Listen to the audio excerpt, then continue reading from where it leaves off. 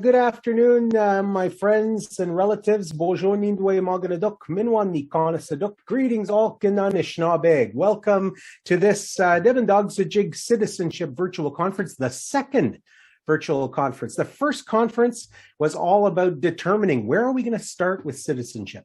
Where are we going to start when developing our citizenship laws? What is that going to mean? This particular conference is all about giving us those skills, a little bit more awareness of what those the components of that are going to be. So that's what we're going to do. Nibissing Ojibwe Anishinaabe and Taganing Minwan Nipissing First Nation in Donje. That's where I live. My name is Bob Goulet. That wasn't a kiss for you. That was pointing with my lips up in the north. I'm actually coming to you from Chiodanong in Toronto today. But my name is Bob Goulet. I'm from Nipissing First Nation and happy to be your host once again for this valuable set of conferences. So to help make this work happen, to help do this. Again, the objective of this conference is, we're determining our own citizens as Anishinaabe. We're determining through that governance process to enable our lawmaking authority with respect to citizenship. A lot of people think citizenship means, Indian status or membership. And those are concepts that come from, the Euro-colonial worldview. It comes from the Indian Act. And, we need to think well beyond the India Act to doing these things for ourselves, using our own law, determining who are Anishinaabe, and that concept of Debin Dogsajig, those who belong. So that's what we're going to be doing today, and happy to be your host today. We're also joined by our Grand Council Chief, who you're going to hear from earlier. But we are going to start with that invocation, that thanksgiving that's going to be provided for us. And Donna is going to be providing that for us. But I do want to turn it over to Sage, Brad, Nimki, Nikan, and Gabby from the Ottawa River Singers to provide us our opening drum song, to sing that song, to sing our spirit here. So without any further ado, over to the Ottawa River Singers.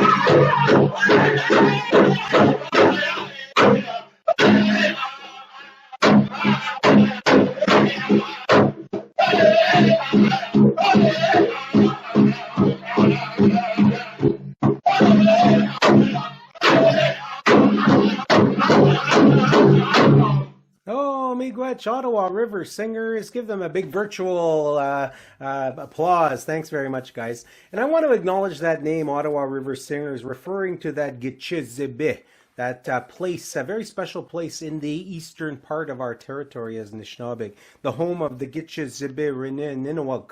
We want to acknowledge folks there in Algonquin Nishnawbe territory. And thanks for doing that for us, guys. Appreciate that.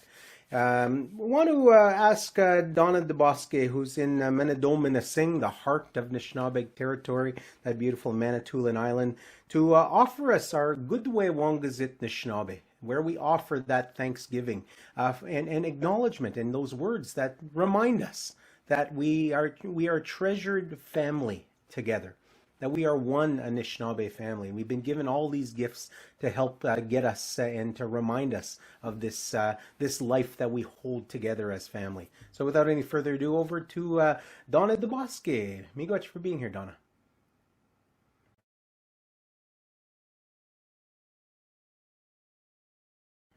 Your mute is on, Donna.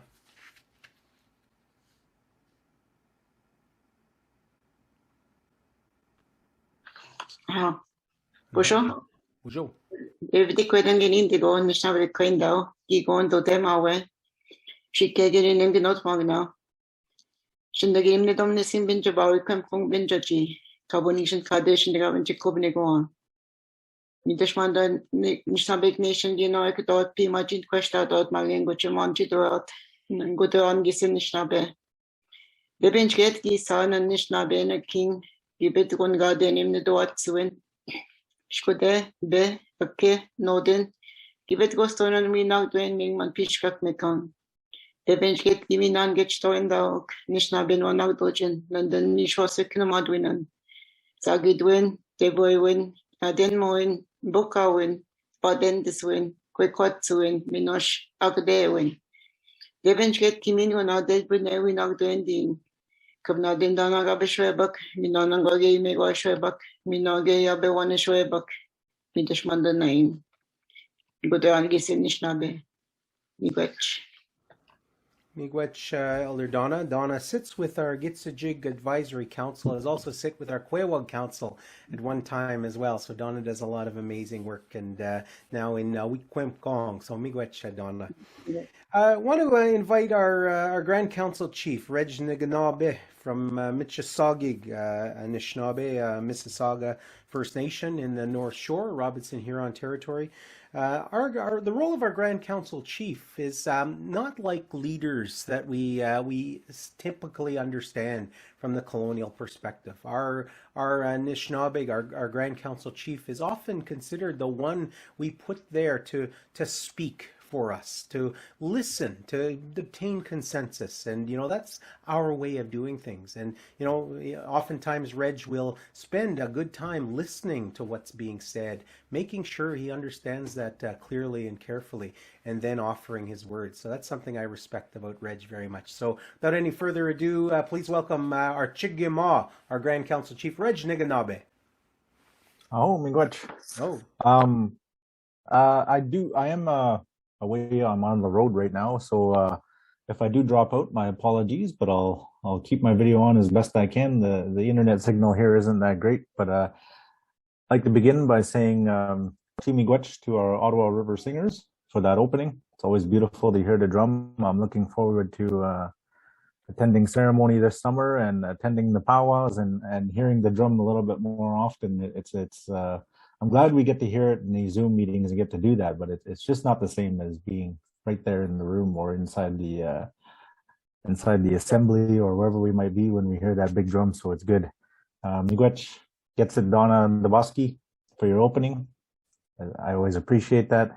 Miigwech Bob Goulet for your hostess with the mostest abilities. I'm looking forward to hearing you here again as usual. And miigwech to our organizers who spend a lot of time organizing these events and getting them going. There is a lot of behind the scenes stuff that takes place. So chi miigwech for the work that you do there. And of course, miigwech to our speakers who are going to participate today. And miigwech to all of you in attendance who are here. So with that, I'll just start by saying, Ani Buju, good afternoon. My name is Reg Niganabi, and as most of you, as Bob has said, I'm the Anishinaabe Nation Grand Council Chief, and it's a great honor to welcome you to Determining Our Own Citizenship Law Development Conference. Our Anishinaabe Nation has an estimated 65,000 citizens belonging to the 39 First Nations, as well as an undetermined number of our families who are not accounted for in that number due to the way Canada enumerates our populations through Indian Act registration. Of course, what they call members. And for many years, the Anishinaabe Nation has utilized the term citizen in place of the colonial term member when referring to those who belong to our nations. The term is gaining ground, as is our identity as Anishinaabe. Our esteemed and revered Getsit Gordon Wandabensba had been insistent that we were not members of a colonial social club. We are a nation of people, citizens, and human beings. We are Anishinaabe. I'm also pleased to announce that Jeanette Corbière-Laval, our Commissioner on Citizenship, is here today to share her experiences and tenacity in seeking affirmation and recognition of belonging to her nation. Her story and words encourage conversations in families and in communities about what it means to belong and how integral it is to our identities as Anishinaabe. Although the Anishinaabe Nation has been working on citizenship issues for years, there are some recent developments that make it even more important that we get this work done. The Anishinaabe Nation Governance Agreement provides First Nations who ratify with the lawmaking authority recognized by Canada in 4 important areas, including lawmaking for citizenship. The nations who approve the agreement are currently engaged in crafting what their citizenship laws will look like when unconstrained by the Indian Act. Additionally, the Canadian Human Rights Tribunal, or CHRT, issued an interim motion order regarding eligibility for federal funding under Jordan's Principle for non-status First Nations children recognized by their nation, which is huge. The First Nation Caring Society led the effort to have the CHRT rule that Canada must accept a broader definition of First Nation child for the purpose of Jordan's Principle to include children who are recognized by their nation and children with a parent who has or is eligible for Indian Act status. Neither of these definitions requires the child to have or be eligible for status or live on a reserve. This is a recognition by the government of the shortcomings of the Indian Act definition. And then, of course, we have the growing demographic of our citizens who have direct family and community connections, but are not eligible for status under the Indian Act. Another emerging situation is false claims by people who say they are Anishinaabe, but who have not demonstrated community connections. It appears that many of these claims are being made to further the career path of people and to access funding intended for Indigenous people. These issues create concerns and questions that we must ask ourselves. What are we doing to accept those who belong to our families, to our communities, even in spite of the Indian Act not recognizing them? How do we welcome and embrace all being born and those yet to come who will have no eligibility for Indian Act status, yet they are Anishinaabe and will be raised in our nations and with our Anishinaabe ways? This process will not be easy. Grappling with one of the foundational pieces of colonialism is a hard process. We will stumble, we will make mistakes, but it's important to keep trying to build a better way to ensure that our people know that they belong. Each nation will need to determine their own parameters and processes. As nations, we're all unique and diverse unto ourselves, and there is no one right way to do this. Self-determination means that your community will make those determinations. There are many complex issues associated with addressing Citizenship versus Indian Act, and we can mutually encourage and support a pathway to citizenship from the foundation of honesty, love, bravery, respect, humility, wisdom, and truth. So with that, I encourage you to be open-minded to listening to the information in this conference and to the speakers, and truly consider what may work for your communities. We have an inherent right to self-government, and many are finding that the time is now to exercise this right. As I mentioned, there is no one right answer or approach to what will work for your community. But one thing is for certain, self-determination will not be found in the Indian Act.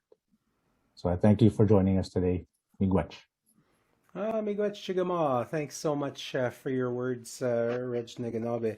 A very good reminder of the impacts of that Indian Act and those policies that we need to find our own way, and that's what this is all about. So Grand Chief Naganabe introduced himself. I introduced myself. Donna did as well in Anishinaabe. I want to hear from you. So open up your chat box, and I would like to ask you, Ondejinakazyin, what is your name? What are you known by? So I'd love to see the chat fill up with either Anishinaabe Knows Win or your given name. Introduce yourself using the chat. So go ahead and type in what your Anishinaabe name is. Maybe Onde and Dodeman. What's your Dodem? Damien Lee is there.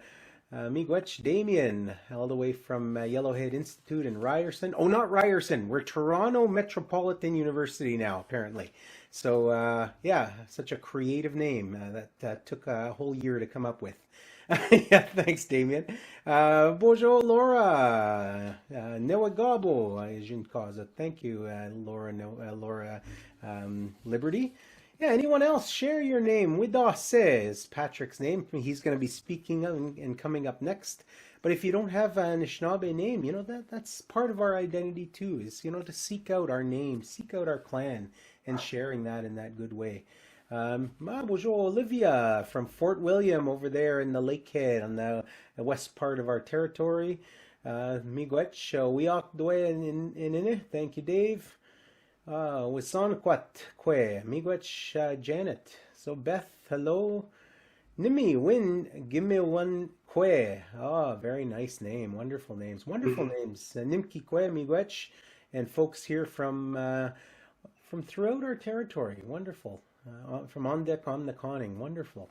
All right, thanks very much. Good to hear from a few of you. Again, there's a couple of ways that you're going to participate through the dialogue portion.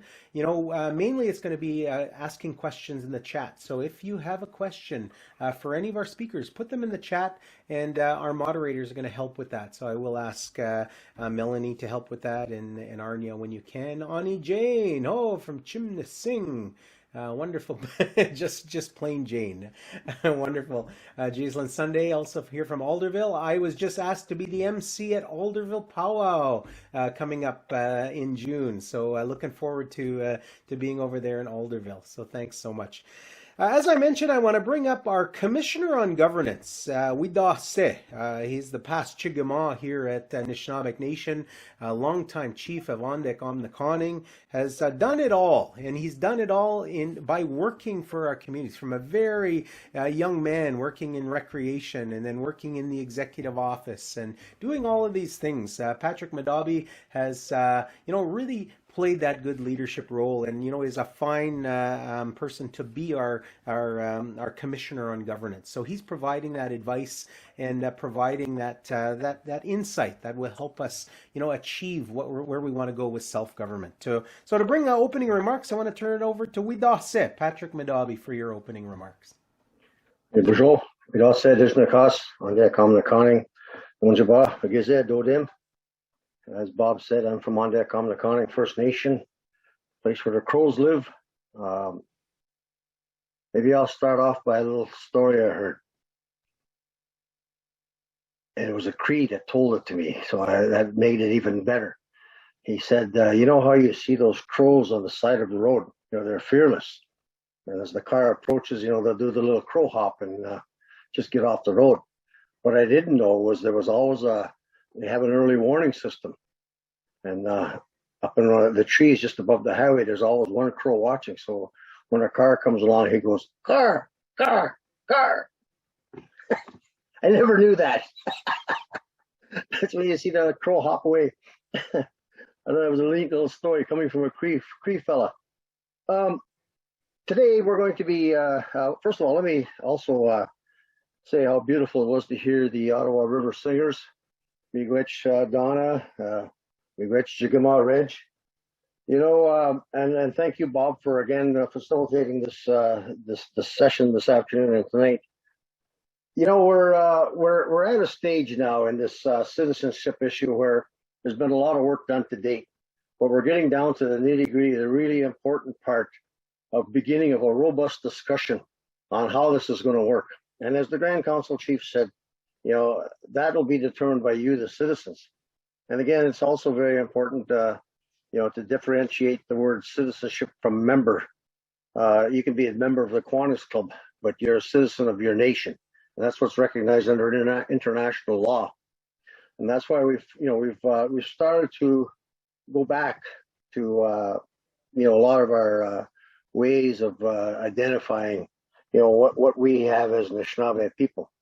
So when we're determining our citizenship, part of it is we'll be developing our own laws, you know, and it's recognized, you know, that, you know, under Section 35 of the Constitution, recognized under UNDRIP, you know, it's recognized that, you know, we have the right to determine our own citizenship. And we have to undo, you know, colonial tinkering, and it continues to this day. In fact, you know, I say, and I've said this for many years, we're being complicit in our own genocide by continuing to use the Indian Act registration system, because all it does is eventually water down and eventually eliminate, you know, who is an Indian. And we're not Indians, we're Anishinaabe people. So we will be determining our own citizens, and you know, when that day comes, and hopefully not too far in the distant future, you know, when we do the work in our communities to flush this out about what is the best way. And there's going to be lots of scenarios, lots of issues. I mean, I said this the other day, just when you think you've heard it all, somebody will come up with a new situation that we'll have to grapple with, you know, about other people that live in our communities from other First Nations, non-Native people that live in our First Nations, adoptions. There's a whole number of things. We've got some excellent speakers coming up in the program today, you know, that are going to talk about some of their own experiences, you know, talking about the differences between citizenship law and membership, you know, how their families were divided, you know, and examples of what different nations have been doing. So I'm excited myself to hear some of these words, and I'm particularly pleased that our Citizenship Commissioner Janet Corbier is going to be, you know, speaking. You know, she is a real trailblazer, fighting the good fight for many, many years to get, you know, the determination to seek the recognition of her rights to belong. And you know, she blazed the trail for many, many people. But you know, we still are grappling with Indian affairs tinkering, you know, and every time they tinker with something, I think they just create more problems. So the Chiefs Committee on Governance, you know, that we work with, you know, has, you know, really mandated, you know, to look at this issue of restoring our jurisdiction on citizenship and negotiating with Canada to recognize our inherent jurisdiction. And with our community lawmaking authorities, you know, in citizenship, and I'm not talking about Indian status here, but determining who belongs to our community. So we have the right of self-determination, and nothing speaks more loudly than that right to determine those who belong. And the federal government, Indian Affairs, has not only used the Indian Act registration to eliminate our people, but they've used, you know, if you marry, a non-treaty person, there's many different aspects. You went off to war. If you became educated, you were deemed to be civilized. All of these were tactics used to eliminate our people, and they still continue to do that. So we have to turn that around. We're at a crisis stage. We can't afford to lose another Anishinaabe, and it's happening every day as long as we continue to use that Indian Act registration system. So over the past several years, we've been the Chiefs Committee on Governance has been, working with the Restoration of Jurisdiction Department and hosting several summits and open to all Anishinaabe citizens. And these summits have provided an opportunity to have some very deep conversations. We're looking at community lawmaking, inherent rights, various other mechanisms as it involves the community, making laws on their own citizenship. And presently, we have a number of communities that within the Anishinaabe Nation Governance Agreement that have negotiated recognition of their community's lawmaking authority on citizenship in 3 other areas, and their exciting journey is just beginning, and we're seeing more and more of our communities, looking at the self-determination. And, I've said this often, we can use terminology. Sometimes terminology works against us or confuses us. You can call this self-determination, you can call it self-government, you can call it sovereignty, you can call it what you want. But at the end of the day, what we want to see is the development of our communities from an Anishinaabe lens. And, Anishinaabe people charting the path, Anishinaabe people directing what happens and developing the content and the laws by which we make things happen. So I'm really pleased as the Commissioner on Governance that the citizenship subject is gaining a lot of momentum and interest, and it is probably one of the most prevalent discussions we're going to have in our communities. And I would ask people to, there's lots of emotion in this, but I think you need to keep your emotions in check and use good common sense about, we know who our families are. We need to look to our grandmothers and grandfathers to, remember to remind us who our relatives are, because we have people all over the world. And I would really plead with everyone to say, let's never do what's been done to us, and that's exclude people. Let's practice inclusion rather than exclusion, which all of these other processes have done. There's going to be lots of work done on this, as I said, and I hope we don't get into using, systems that have not been developed by us. There's lots of ways to do things out there, like blood quantum and all kinds of crazy ideas, but we have the solutions, because after all, it's us that's going to be, remembering who belongs, who our families are. So Jeanette Laval Corbier really did a lot of work on this. Her and some of her team that went with her, consulting our communities, and developed a citizenship law. And what we're doing now is building on that. And the most important element of course, is these community dialogues. And these summits are one part of it, but the real, very, very important work is going to be right at the community level. That's right. And that's where we'll have the very robust discussion to look at the issues that are concerning people. And there's lots of issues out there, and there's no such thing as a crazy idea. We have to hear everybody out. So that's going to be important. I know during this pandemic, we've had to resort to this medium here of the Zoom, but we continue to get people out, and we've had some forums here, and these are on our governance website, www.governanceboat.ca. If you want to look at some of the citizenship discussions that took place at the past forum. So there's been it's, as I said, it's been a sensitive subject, but it's something that we need to do and thoroughly consider. And be clear, we're not talking about membership here. We're talking about our determination, not something in the Indian Act or not the federal government or anyone else telling us who belongs to our communities. So some communities have already created their own membership codes under the authority of the Indian Act, and they've shared that they're encountering challenges and demands to either update it or completely overhaul it. With the current times of things are shifting, and it's important that everyone does that. And our families circles are experiencing grandchildren being born who are not eligible for membership of our communities under this Indian Act, and that's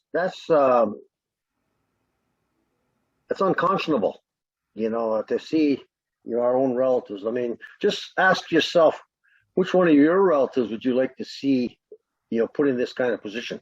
And the answer is nobody. We would never want to see one of our relatives, lose their citizenship because of somebody else's nonsense of policy or a registration system that's not ours. So we got a lot of work to do, and again, it took a lot of years to get us to this point, and there's no overnight answer, but the answers are in our communities, and we're going to require a very thorough discussion. Even, as the Grand Council Chief said, maybe we might make a few mistakes, but we can change and improve this all along. Nothing is etched in stone permanently. We always have the opportunity, amongst our citizens to amend something if it needs improvement or there's changes needed.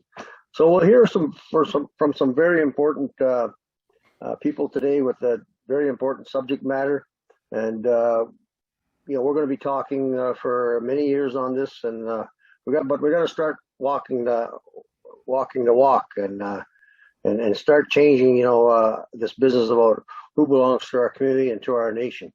Our people are our greatest strength and our hope for the future, and we must take care of our own. Our future matters. So with that, I say to everyone, thank you for joining us today, and I'll be back here in a few minutes with some more remarks. Thank you. Miigwech Widawse, thank you so much for your words. I want to welcome some folks in the chat. I want to say hi to my friend Adam Good. Adam and I used to sing back in the day together. We still sing once in a while. Lloyd Naganash, who is the governance director in Magneto, one of the signatories. And I do want to hold up those signatories of the Anishinaabe Governance Agreement. The agreement was finally signed between the Anishinaabe Nation with the Crown and those 5 signatories, who will be Magneto First Nation, Jiba Singh, Nibis Singh, Wanapete, and Moose Deer Point. So I want to acknowledge those folks and thank Lloyd for his work there. I want to say hi to Tracy Snake in Rama at the Narrows. Of course, I want to say hi to Nodin in Henvey Inlet. And Makos over in Bosley as well, in Chimney Singh. So thanks very much, Wawashkesh, Stephanie Recollet, good to see you, and Maggie from Tigawning as well. Bojo Kyle in Kitagan ZB, and Miss Fisher in Long Lake 58. Wonderful to have all of you here. The first presentation we're going to offer is related to celebrating who we are as Anishinaabe. We do have a special day that's been identified by the Anishinaabe Nation leadership, by the chiefs, by our assembly, and that is called Anishinaabe Giishgat, taking place June 6th. And this is really the proposal that came from Shike Ba, our good friend who has passed on, who has shared his vision of celebrating ourselves in unity as Anishinaabe, and we're doing that through that Anishinaabe Giishgat. So without any further ado, I'm going to turn it over to Mary Larone, Communication Policy Analyst with the Anishinaabe, to talk to us about Anishinaabe Giishgat.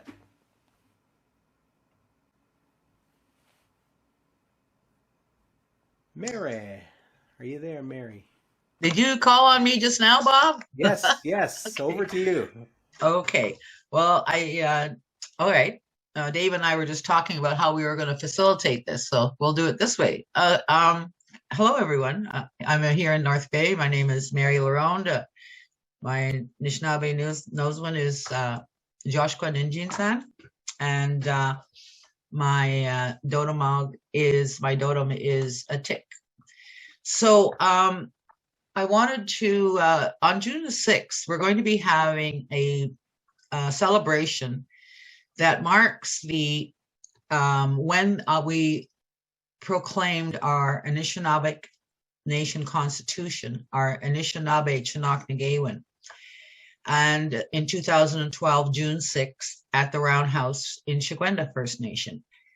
The Constitution was developed over a period of 14 years under the guidance of Getsit Shikenba, and of course, and many people in the Anishinaabe communities, because we traveled, we did clan teachings, and we talked about what should be in the Constitution with people.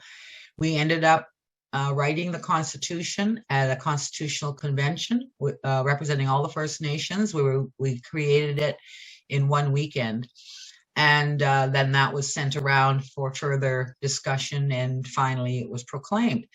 The most important part of the Chinoknagayman is Nagodwe Wanagas Anishinaabe, and Getsit Donna shared that with us today. And this is what we do, is every of our occasions and meetings, our staff meetings, and our events, that we recite the Nagodwe Wanagas Anishinaabe. So ever since the Constitution was proclaimed in 2012 on June the 6th, we had been implored by our head Getsit, Shikenba, to celebrate June 6th as being our national holiday. And on November 17th, just this past fall, the Leadership Council proclaimed that day to be our national holiday. There are a number of correspondences that have been sent out to your First Nations. And one of them is a memo from the Grand Council Chief, which outlines the day. Because of the pandemic, we are encouraging First Nation communities to celebrate the day.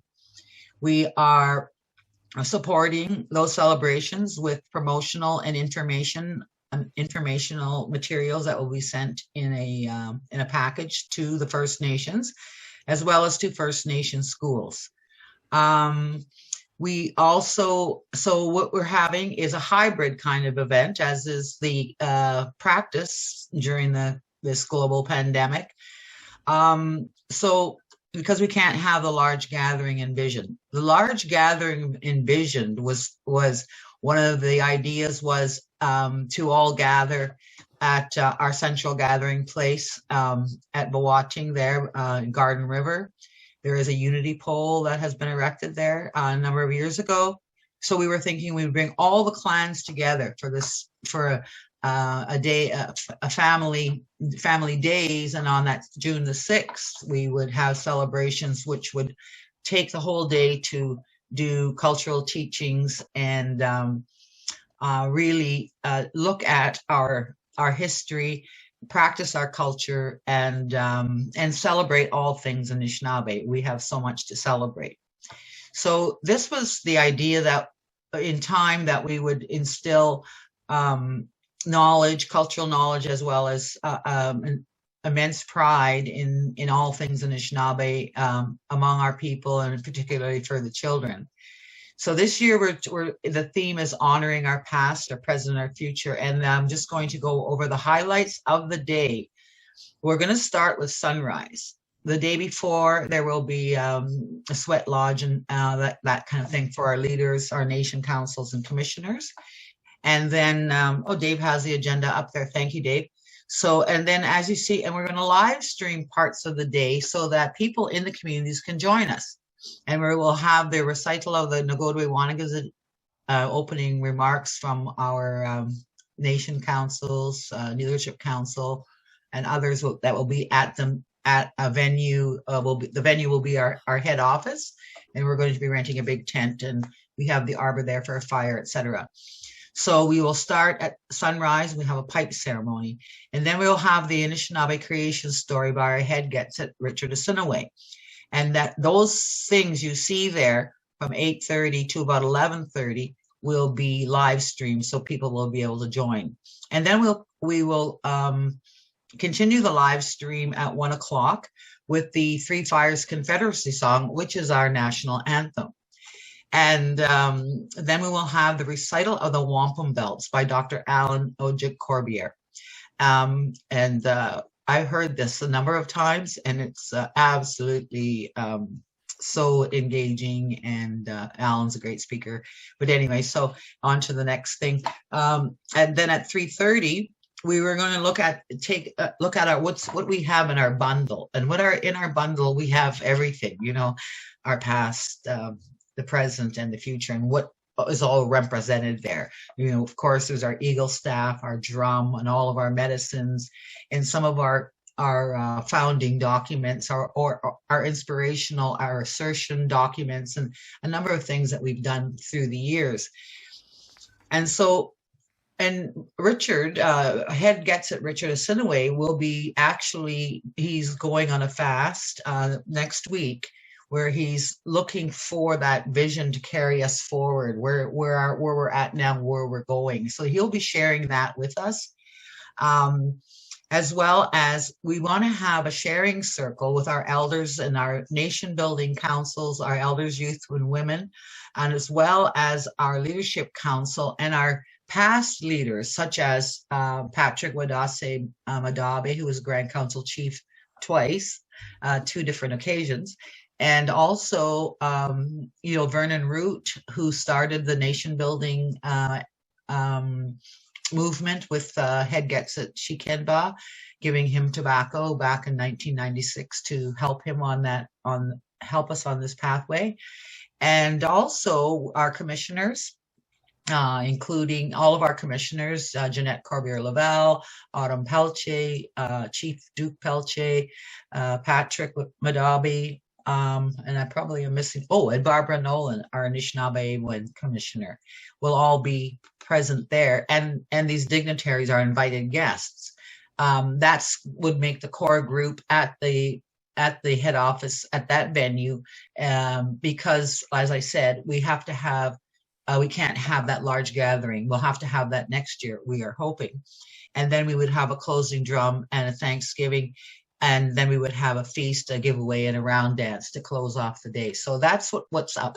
And what we'll do is we will be posting a couple of documents for you in the chat there that explains Anishinaabe Giigit more fully, and also we'll share the Grand Council Chief's memo to First Nations that explains the day and that hybrid approach.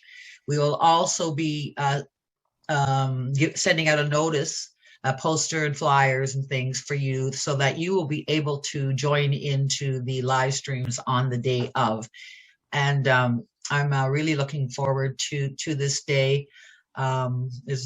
So I just hope that you'll all be able to join in the live streams, and that you will be participating in some way of commemorating this incredible day. This is the inaugural day. We're in a pandemic, but at the same time, we can start that movement and start going forward with our own national holiday and wonderful things to celebrate, all things Anishinaabe.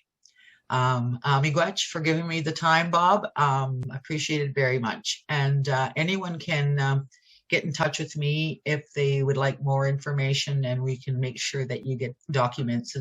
And there will be updates. So there is a web page that will be posted very soon, if not this week, but next week early.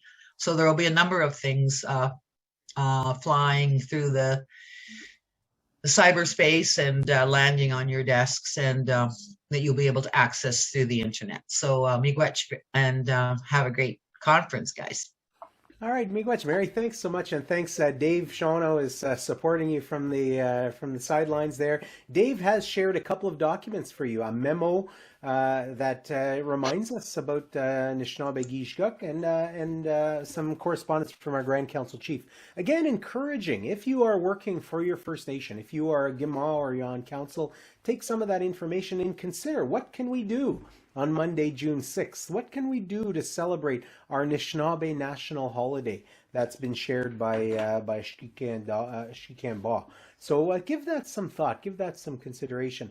And, one of the things that we did in Nipissing as well is we also have a Nipissing Day. We have a national holiday of our own First Nation. We usually do that in February and March. March 14th is the day that we celebrate. And, it's an opportunity to celebrate who we are as Nipissing. So, to be able to do that as Anishinaabe right across the territory, from Fort William to Pikwakanagan, up north to, this particular territory, Robinson Huron, all the way down to Aamjiwnaang. We're all Anishinaabe. Good way of Wangazit Anishinaabe. That's what we're celebrating. And honoring our past, present, and future. There's no better way to celebrate that. So do tune into that webcast. Looking forward to seeing a lot of you folks there. We're going to go back to our learning. As I mentioned right from the beginning, the first conference that we did, earlier in 2022 was about determining where we're starting. And, part of that is all of that capacity to learn what the agreement is, what the possibilities are. So to share in that Governance Agreement 101, we're going to bring back Widase to give this presentation. And he's going to speak about the importance of Anishinaabe governance and what that means in terms of moving forward and recognizing our lawmaking authority. So to provide us some more information on that, on Governance 101, I'll turn back to Patrick Madabi. So if Arnya or someone could put that slide deck on the screen. Just while we're waiting, Bob, I was just wondering, I'm glad you're celebrating March 14th, because I know you guys were sad when we knocked your team, our Ricky T-Bears team, knocked you out of the All-Ontario Hockey Championships on that day several years ago. Well, we remind us that we were once the provincial hockey champions on that day, so it balances out. Good old, the rivalry continues. Just in addition to what Mary was saying, that I wanted to add, we have Aboriginal Solidarity Day on the 21st of June. But, that was not ours. That was the federal government, trying to show that it's doing something about reconciliation. And it's something that's celebrated right across the country. And that's fine.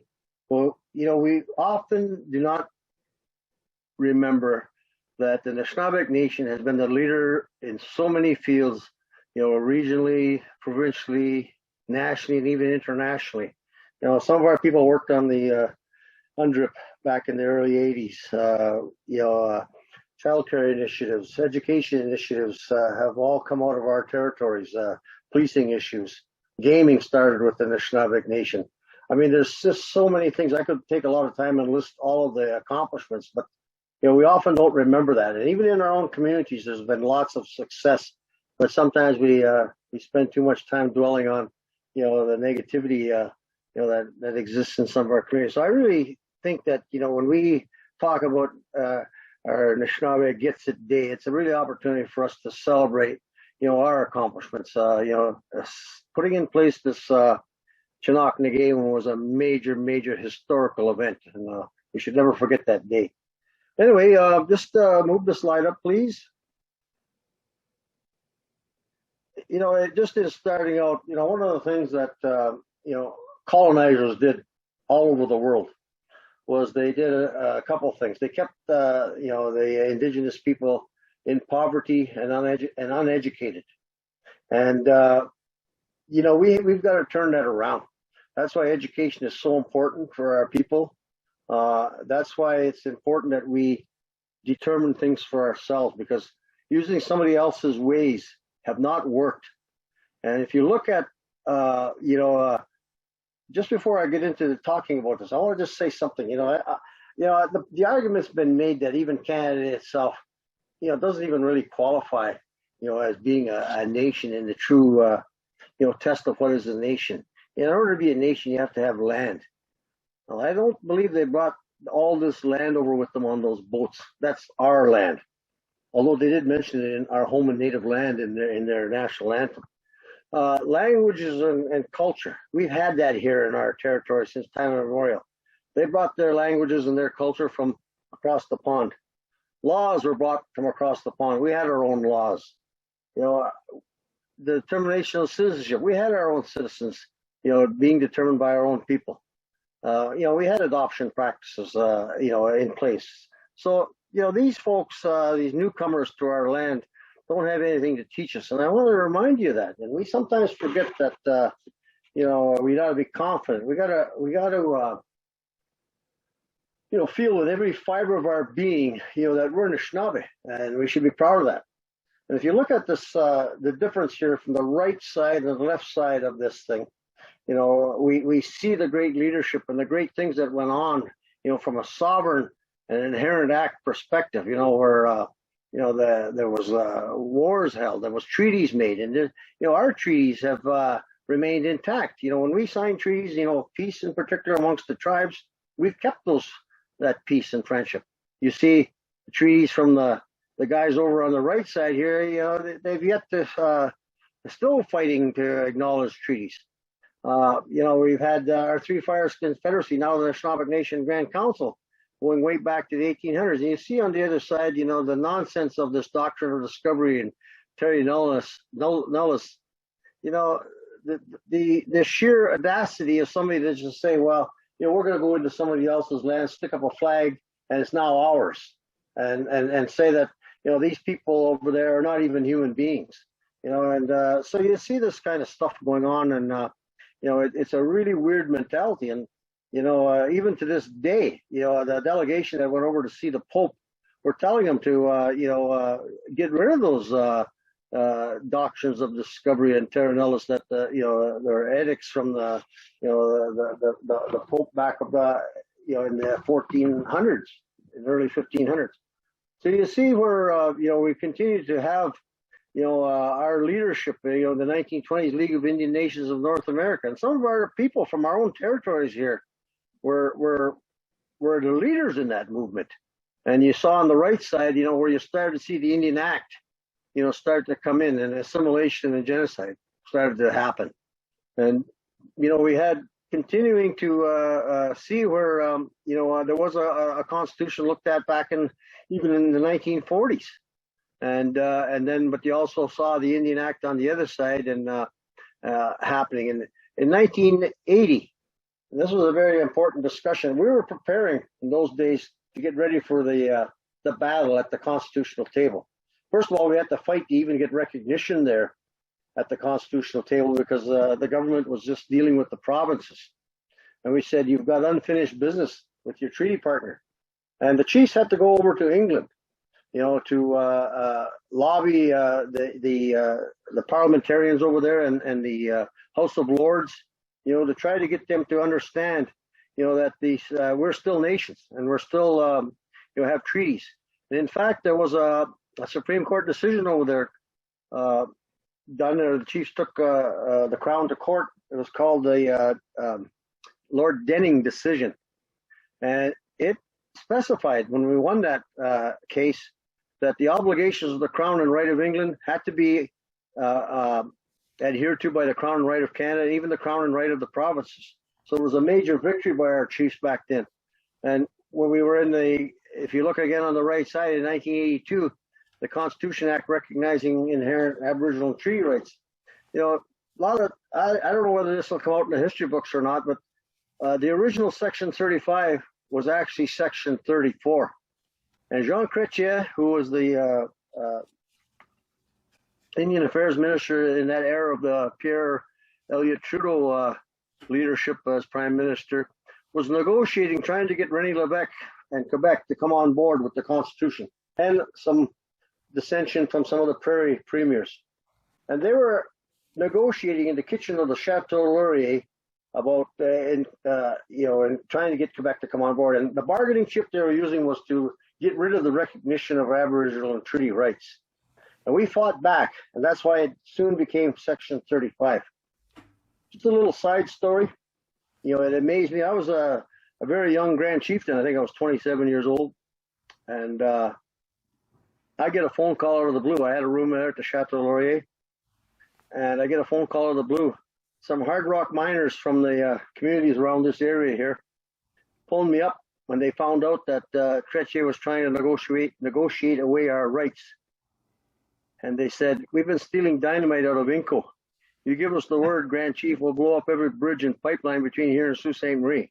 I said, hold on, guys, we're in the middle of negotiations. And fortunately, we were able to bring Section 35 recognition back onto the table. That's hard rock, Patrick. You've got about 4.5 minutes. Okay. Well, we're just about, we're going to slide up the screen here a little more.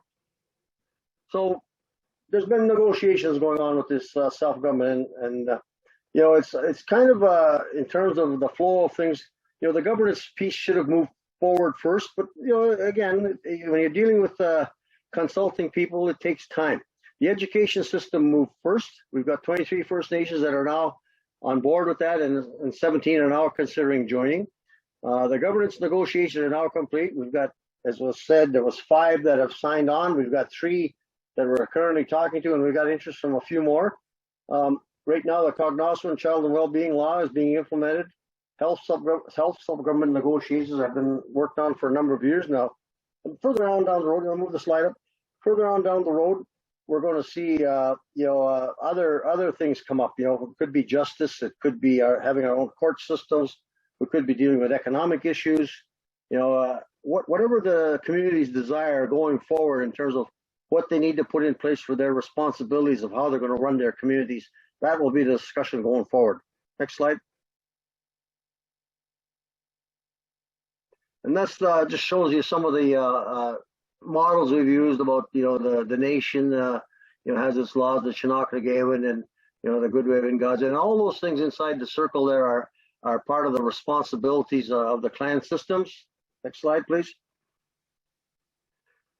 So the process of governance, how we govern, and it says how we develop from our own lens, how we want to see our communities develop. I've talked about this already. We'll go to the next slide.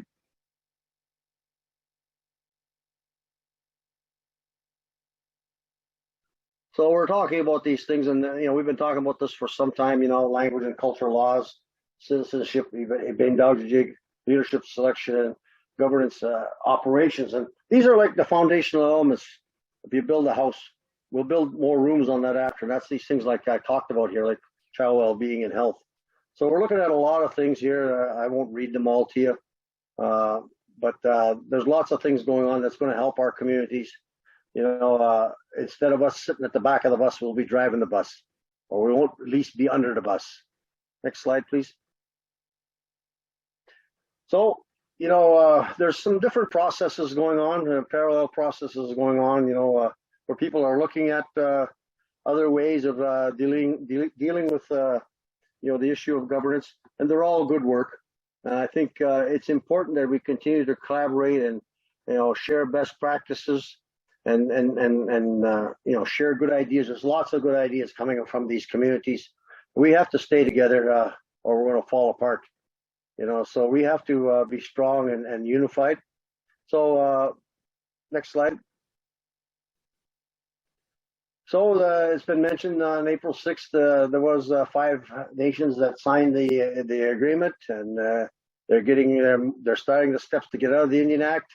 And I know very quickly these communities are very progressive. They'll start moving forward on other issues as well. And there'll be stuff included in the upcoming federal budgets that look at this legislation, and we're hoping to have that in place by October 20th, 2022, this fall, and hopefully there'll be other communities coming on board. Next slide. So those are the 5 that's been mentioned. Congratulations, they've been doing fabulous work. Lots of good ideas there.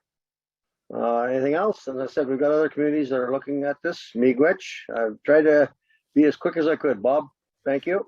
Miigwech, Patrick. Well, it's always good to hear your stories, especially those conversations you had and your experiences at the First Ministers meetings and how that Constitution came together. I often teach a course on cultural competency, and I speak about the hearing those stories and impressing on these rights were at jeopardy at one time. We're in jeopardy.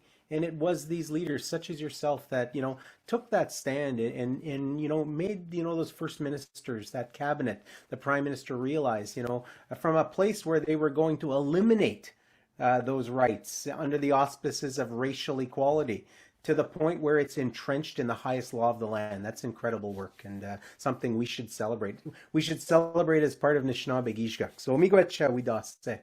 Absolutely. I want to turn it over to our Commissioner on Citizenship, Jeanette Corbier-Laval, who's going to be talking about Debindogus, that experience she's had in coming to this place, coming to that realization that we need to protect what is Anishinaabe. We need to determine for ourselves how we belong, because through her experience, we're finally having these conversations. And, she has led that, and she's told that story to us about how, her own sense of belonging was taken away by that Indian Act, by Section 6. And, it took a long time and a lot of work to get to where we're at, where we start to see justice. So we want to turn it over to our Commissioner on Citizenship from Wikwemkong, to Jeanette Corbière-Laval. Jeanette, good to see you. Bonjour.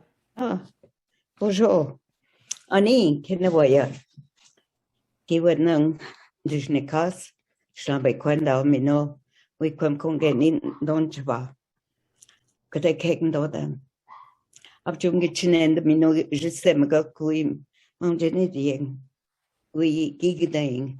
We non the Ming Manda one in the king.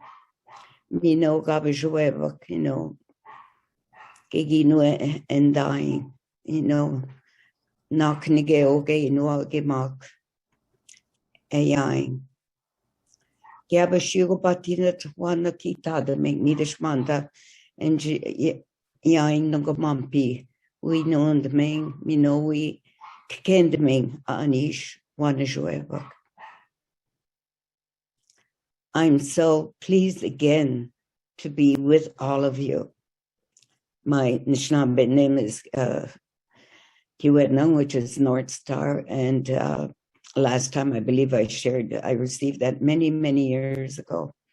At the time, I didn't realize the significance, the importance.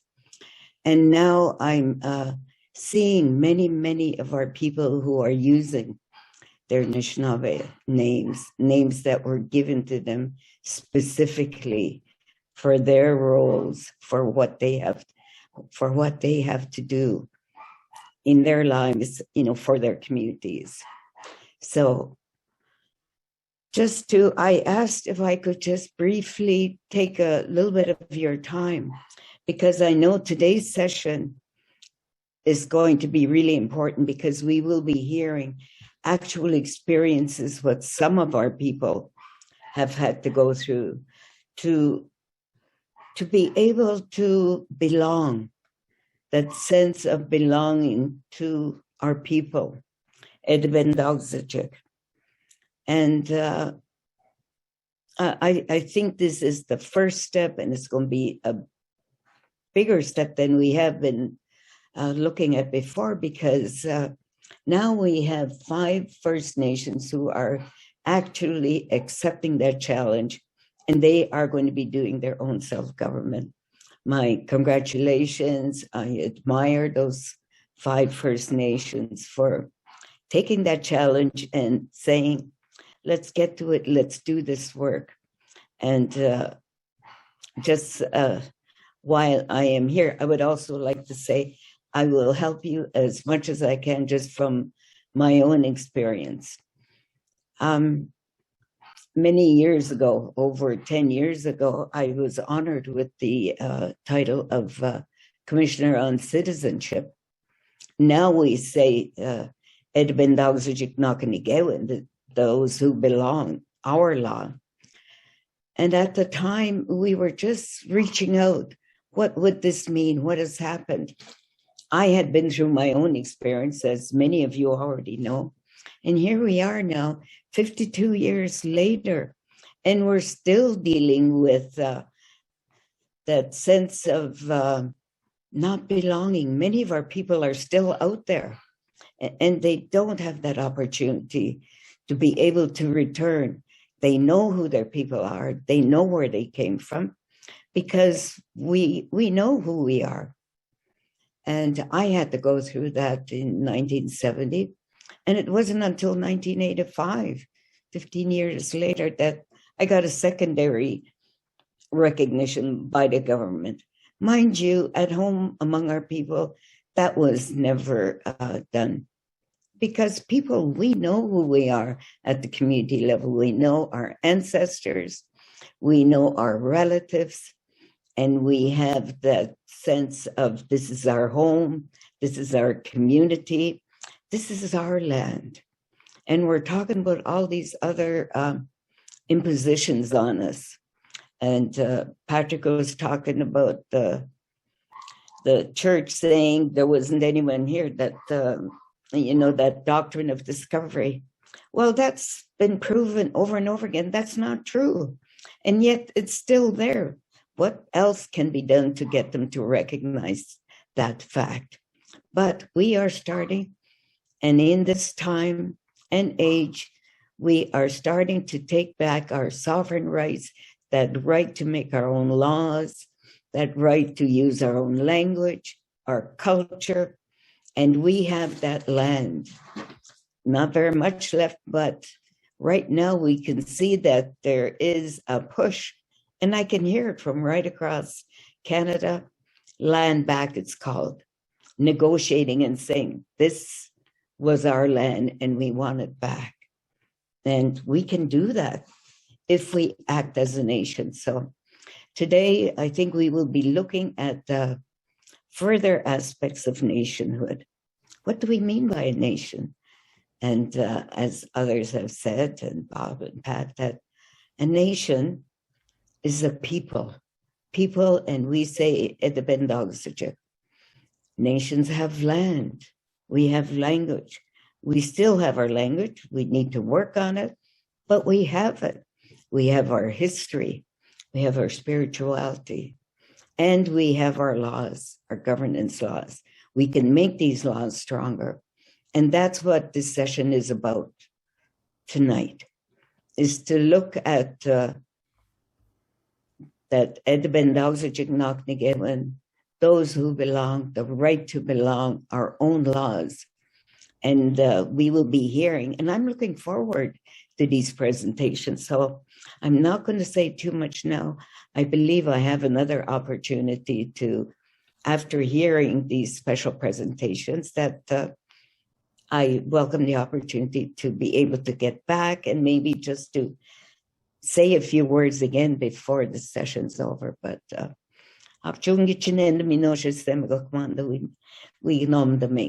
the Edibendogsuchik. I'm so glad that we have that opportunity to gather and to look at what else needs to be done to bring back our people, those who have the right to belong. One important aspect before we get into that sessions, after those consultations that we did with our people at the Anishinaabe Nation office, like Mary and our women and the others, that we agreed that as long as you can, as long as you know you have one parent rule, and that's what came out loud and clear. And we all know that we can identify. And we know now how wrong that Indian Act was, Section 12(1)B, that eliminated many, many of our people, not only women, but others who were academics and who were in the forces. We lost so many people. And as Patrick said, we can't afford to lose any more. We have some reserves that don't have any status Indians, and that's not right. So we will take over and we will make sure we have our people and we will recognize them under our Anishinaabe governance. So, miigwech, I wasn't going to take so long, but just to say,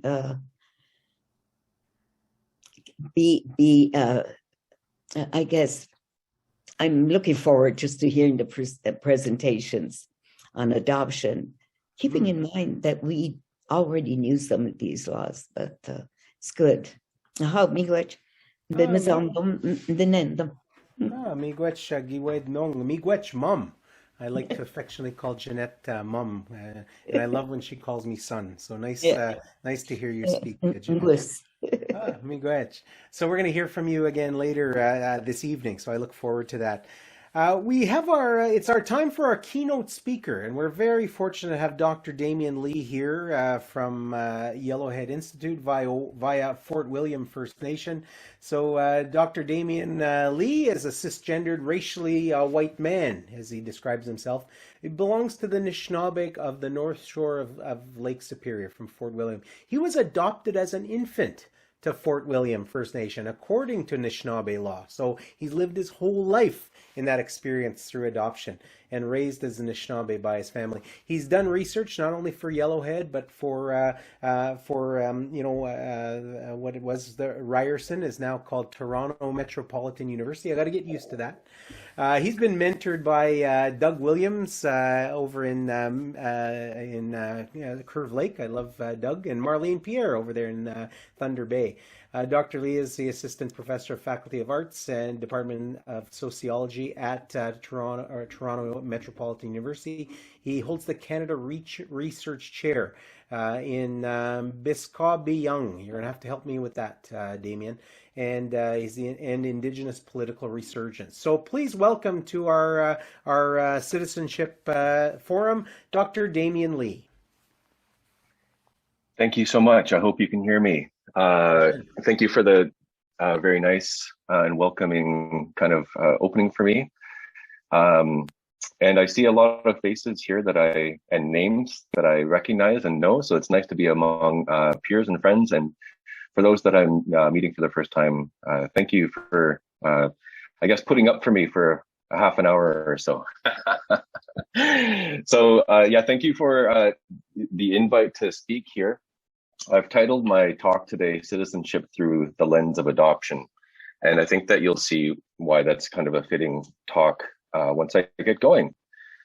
So if we could go to the next slide, I'll just kind of say a little bit more about myself. Thank you. So you heard there a little bit about me. So yeah, I was adopted into Fort William First Nation in about 1981 or 80, somewhere in there, when I was an infant, basically.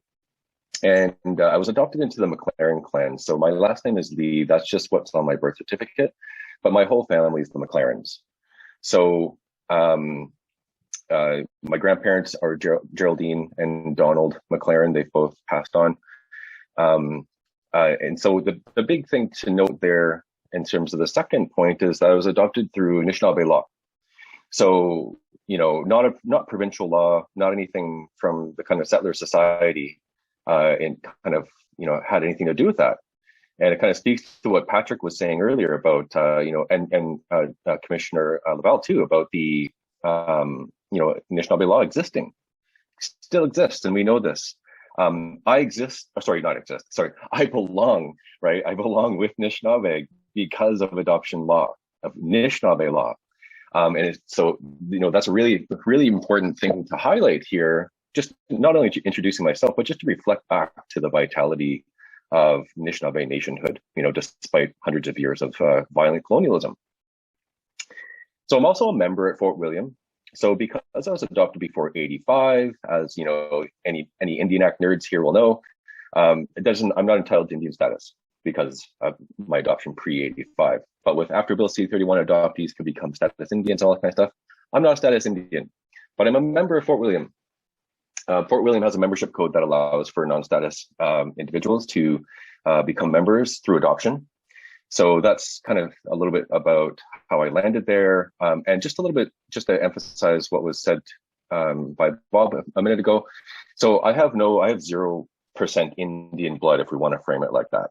You know, as a body, as a kind of, you know, a physical body, I'm a white person. But I was raised Nish. I was raised on the res, you know, and obviously the way that racism works in our society, I'm treated differently than my dad, right? And my brother and my sister, and so I'm not saying that all of my experiences are the same as everybody in this room, for example. But, you know, when we talk about citizenship in politics, I like to think about it as a line or a circle around the nation. If there's a line drawn by citizenship law, I'm very clearly on the Nish side of the line because of all the things I just mentioned and a bunch of things that I can't get to today. But that's how I kind of position myself as like, you know, I am white. Like that's a fact. Ethnically, I'm raised as Nish, and the responsibilities I carry today, you know, even at this moment, I'm back home at Fort William right now. The responsibilities that I carry this moment renew that belonging, right? I renew my belonging every year through carrying my responsibilities and doing what I'm supposed to do. Okay, so that's, anyways, I could go on, but I don't want to waste too much time about me. That's who I am. So I'll just, maybe we could go to the next slide. Okay, so what is this presentation not about? So I'm not going to be speaking about or reviewing Edbadogzijig. You know, there's a lot of experts here in the room that, you know that law in and out. I'm also not reviewing any specific First Nations membership codes. Oh, just go back a sec. Thanks. Whoa. Thanks. I'm not reviewing any specific First Nations membership codes. So I know that we are talking about, you know, a law for the nation, a citizenship law for the nation. And as I believe it was Patrick a moment ago said, you know, a lot of First Nations have membership codes under the Indian Act, you know, about 240-ish. And that's not what I'm talking about either. That's a whole separate kind of set of law that we can bring into the conversation if you like, but I'm not going there today. This is just something about something else. There's a couple other bullet points on this slide. If you hit a space bar, there we go. So this is also not a how-to manual for white people to become Anishinaabe. You know, anytime we start talking about membership and citizenship, rightfully so, a lot of Indigenous communities get concerned. They're often concerned about the floodgates, right? The floodgates argument is one of, if we lose control over this, then we're going to be flooded by people that don't belong. And that's you know, there's a good historical precedent for why that's the case.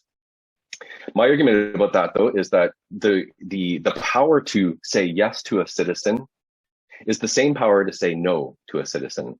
As long as you have a clear and rational law and clear to everybody, you are able to kind of say no to folks too. So, you know, I just want to raise that. This is not about, you know, white people running around trying to become Indians, because that's a real problem. And I want to recognize that. This is about centering Anishinaabe kinship and in the citizenship law that, you know, the communities are going to be talking about. There's one more bullet point here.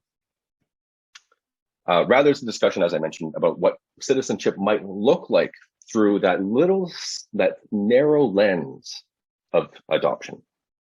Just one lens among many, and I'll get to this in a moment. So we could go to the next slide. Thank you. Okay, so a really quick outline of what I'm going to talk about, just so you know where I'm heading. So I'm going to answer the question about why citizenship. We've already had this answered a couple of times, so I'm not going to spend much time on it today, but just to, you know, highlight. Then I'm going to move into why adoption. Why would we want to include adoption in a conversation about citizenship? So I'll justify some of that. I'll share two stories that I think are, you know, kind of emblematic of how this conversation could be unpacked to find values and principles that can inform the law, the citizenship law, Edbadogzijig.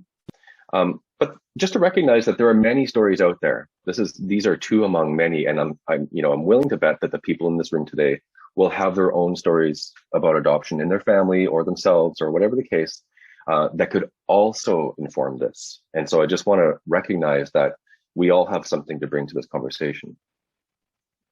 The fourth thing I would get to is locating kinship citizenship principles. This is where, so that fourth bullet point there is really going to get kind of technical. My understanding that this is, you know, our talk today or our conference today is also about more technical stuff, as well as, you know, kind of like looking generally about moving Edbadogzijig to communities. So I will share some kind of like how-tos, and then I'll just wrap up. Won't spend too much time there, just depending on how much time I have left when I get there. Okay, next slide. Thanks. Okay, so really simple, and we know this. Everybody in this room knows this. Why citizenship? Because Anishinaabe are nations, right? Not kind of like sectioned off reserves of biologically differentiated, you know, individuals in this Canadian multicultural space. Blah blah blah. No. We know that Anishinaabe nationhood exists. We know it's continued to exist. and it has successfully withstood the most violent acts of colonization since 1850 and before. So this is why citizenship. It's not membership, and we've talked about this. I won't spend time on that. Nationhood is about those who belong in a citizenship kind of frequency or level. Nations are political communities, not necessarily strictly biological or racialized communities. So the Royal Commission on Aboriginal Peoples had said this in 1996, but Patrick has said it today. Others have said it today. Political communities are fluid, and they center self-determination, and they center sovereignty and jurisdiction. They don't get dictated to outside forces don't dictate to them who their people are. And the way that Canada has done this is through biology. Right? Indian status has been for a long time really a form of blood quantum. There's not blood quantum in the Indian Act, but Section 6 and 6.1 and 6.2 are a form of blood quantum.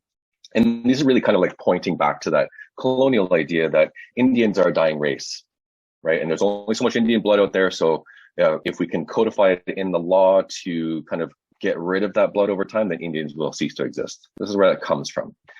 However, I just want to also just highlight really quickly that, many Indigenous communities have had to protect themselves against colonization in ways that sometimes have used biology and used blood quantum and used Indian status. And so we can't fault that, but we also we're thinking differently about what citizenship is. And just that last point there, I just kind of touched on it. This is different than membership and Indian status and blood quantum. Thanks. We can go to the next slide. Thank you. Sorry, I missed that last one. Okay, so why adoption? I would think that you guys invited me here today to talk about adoption. I have somebody who's lived it. I live it every day.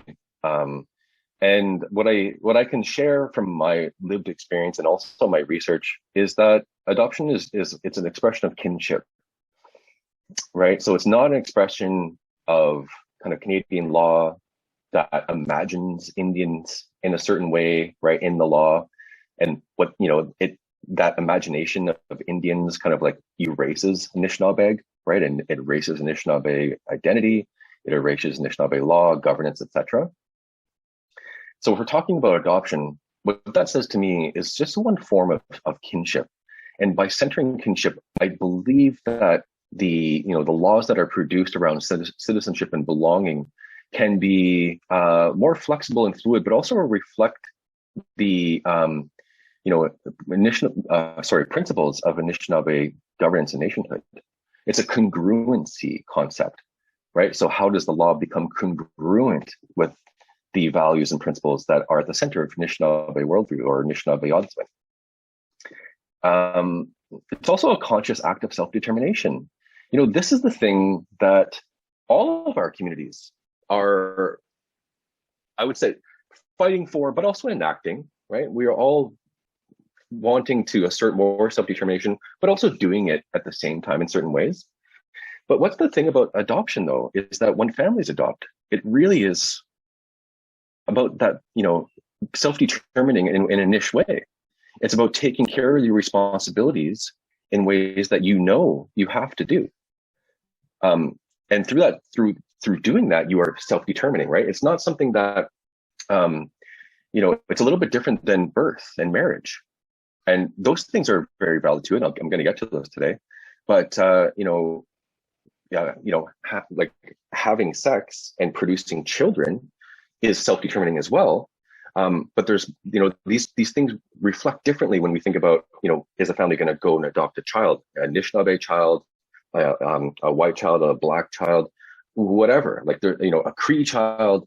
There's something that happens there about in terms of saying yes, we are going to do this. So that's to me screams self-determination, and that's a really huge principle that we can look to. And then just kind of obviously following from that one it's an expression of inherent Anishinaabe law. There's Anishinaabe adoption law, there's Anishinaabe adoption protocols and traditions, and so there's something unique about Nish approach to adoption that again we can look to that is uniquely niche and uniquely something that we can kind of center in the work of citizenship making. We can go to the next slide. Okay, but there's more to it. Adoption is also really dangerous. So the colonialists knew this, and they knew it early. So I'm going to give you an example here of, this is a person, a magistrate, who was active in the Robinson Huron territory. I think it was in Bruce Mines. I think he lived there. E.B. Boron. So he was, okay, so this is 1895. And, this is around the time that the government starts to realize, like, holy, like, we're on the hook for a lot of annuity payments here. We need to, like, be careful. Like, we're going to get bankrupt, right? This is the thinking. And so E.B. Boron is one of the people who was looking into this issue in ways that served the province of Ontario. And what he comes up with is this kind of like mathematical kind of magic, right? I have to, for the sake of time, I have to speed this up a little bit. But basically what he says is that, if we look at the number of Indians claiming annuities right now, it's really bad. It's way too high. But if we look at the number of, he calls them bona fide Indians, those people who are Anishinaabe by blood from that territory, then we can actually see that the numbers are exactly the same as they were in 1850. Therefore, we don't have to have an increase in annuities. And so what he says here, and I'm paraphrasing, so it's the adoption of half-breeds and others that has really created the enormous increase in the number of people entitled to the Robinson Huron treaty list, annuity list. He goes on to say that if the First Nations adopt Tom, Dick, and Harry, and if these adoptees can claim the treaty annuities, this will impose a heavy and unjust burden on the Crown. Adoption as citizenship making should be modified as possible, if possible. So he targets adoption, right? Nish at this time, and Robinson Huron and Superior are claiming those people that they know belong through kinship, just like Patrick was talking about a few minutes ago. You know who your family is. And so the colonialists, and this is just one example, E.B. Boron, comes down and targets adoption as one of the things that needs to be seen as dangerous. And so therefore removed. Why? Because it's an expression of nationhood. It goes against the grain of the thinking of the time that Indians are a biological race that are dying out. So anyways, that's just one example. It is dangerous because it's part of sovereignty, but it's also powerful, right? So as I'm going to do here today, I'm going to show you some of the things that I've seen in adoption in terms of like how it kind of unpacks principles and protocols and values that can then go on to guide the work of citizenship law development. Other expressions of kinship also include birth and marriage. So I don't want to come across as saying that adoption is the only thing that should be considered here. Obviously, birth and marriage too, I would say, carry principles and values and protocols that can be also looked to inform citizenship law development. So by focusing on kinship, then we position ourselves to disengage more, clear cut, if possible, from the colonial tools of blood quantum, Indian status, and biologized belonging. That's never going to be free of it, right? We know that we are steeped in a colonial context, but I think that these things, birth, marriage, and adoption, can give us access to those principles and values that can inform the laws in good ways. We can go to the next. Okay, so 2 adoption stories. So if you just click this just once, and then I'll click the next one in a sec. Oh, yeah, okay.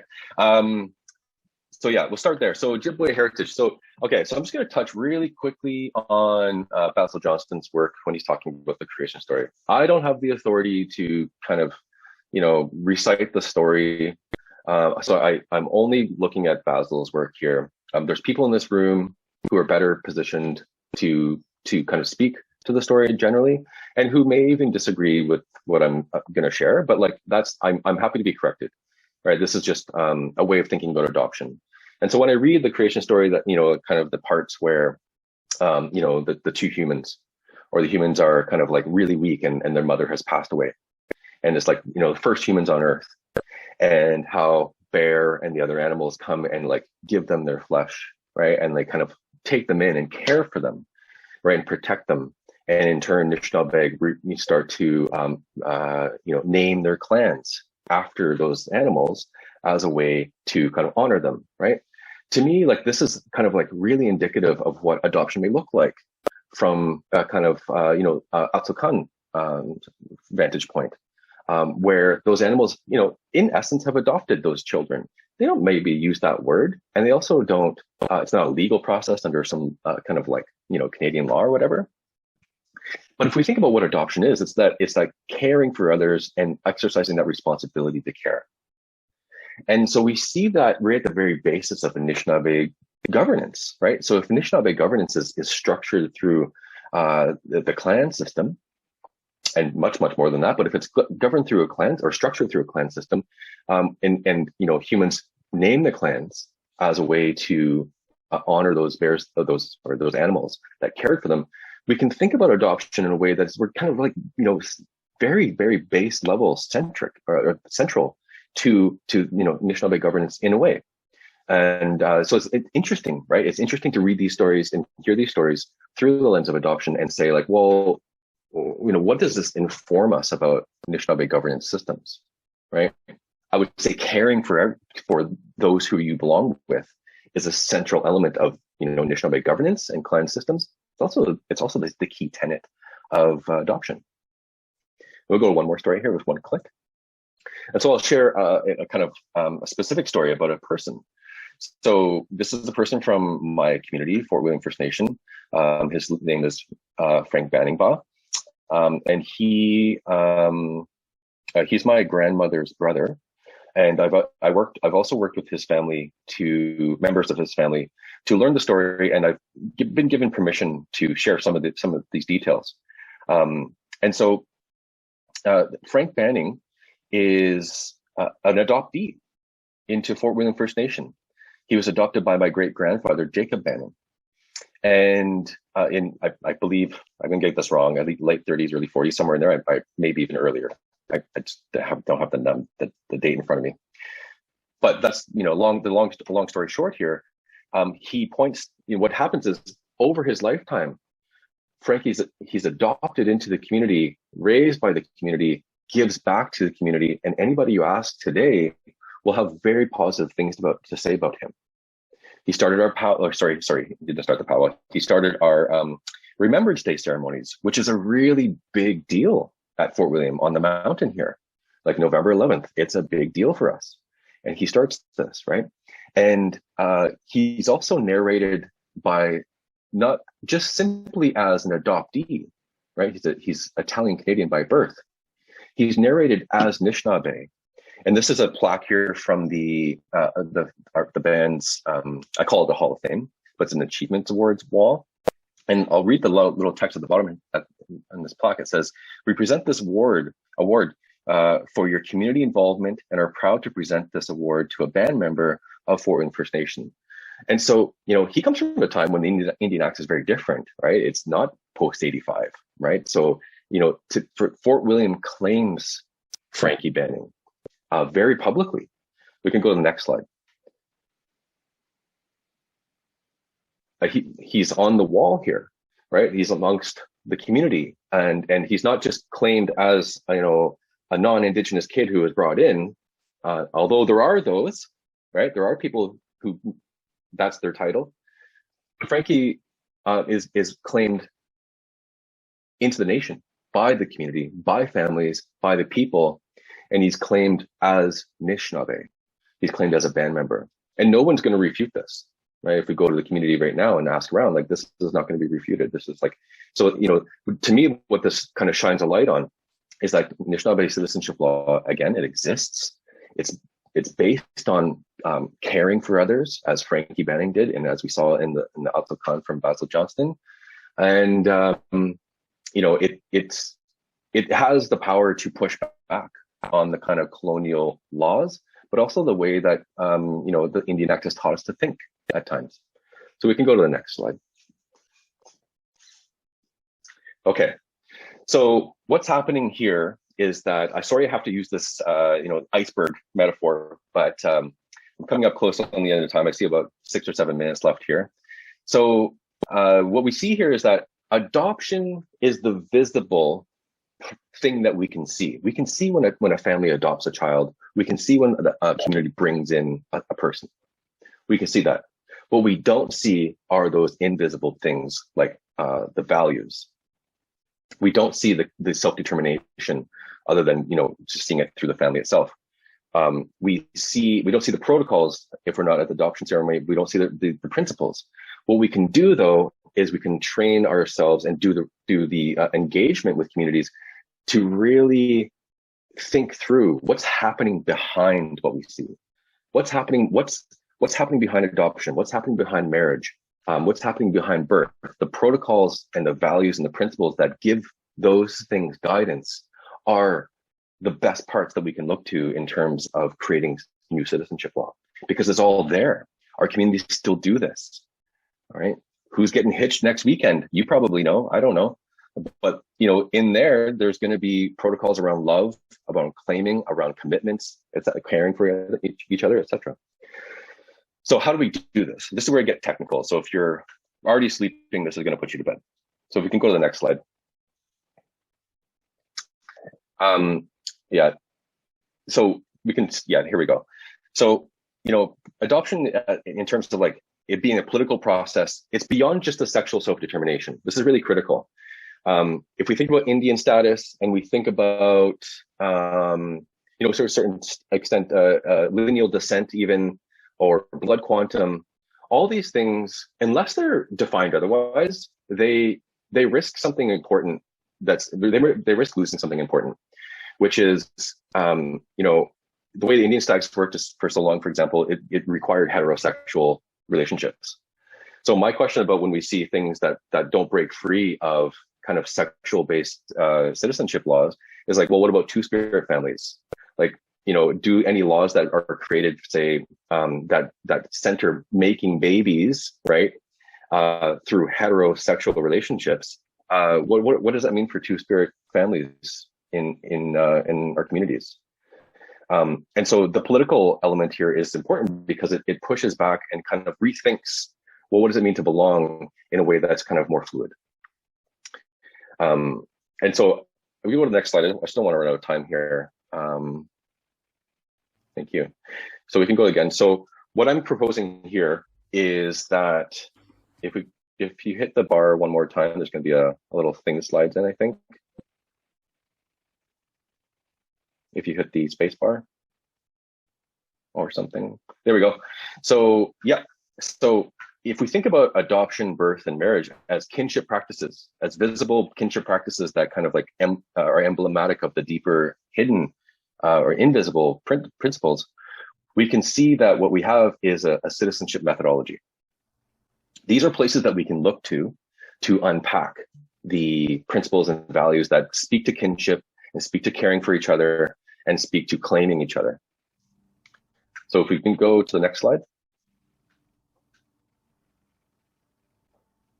But there's more.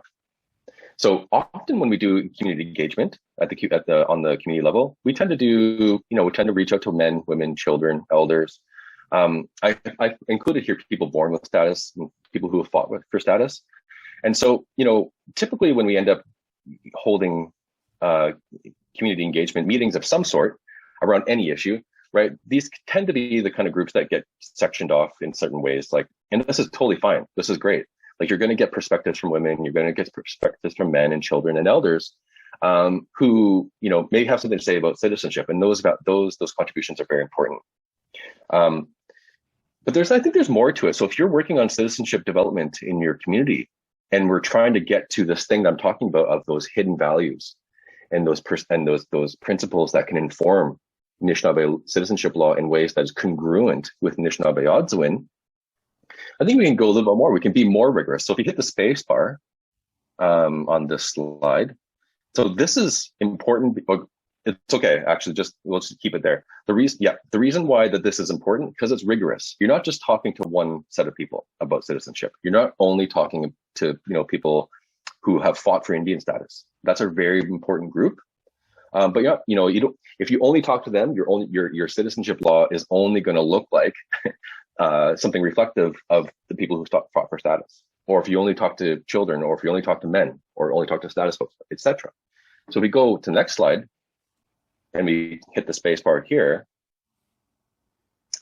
This is more rigorous because it's more diverse. So I know this is hard to see, but if you're engaging your communities in citizenship law development, there's a lot of different kind of sections of people that you can speak to.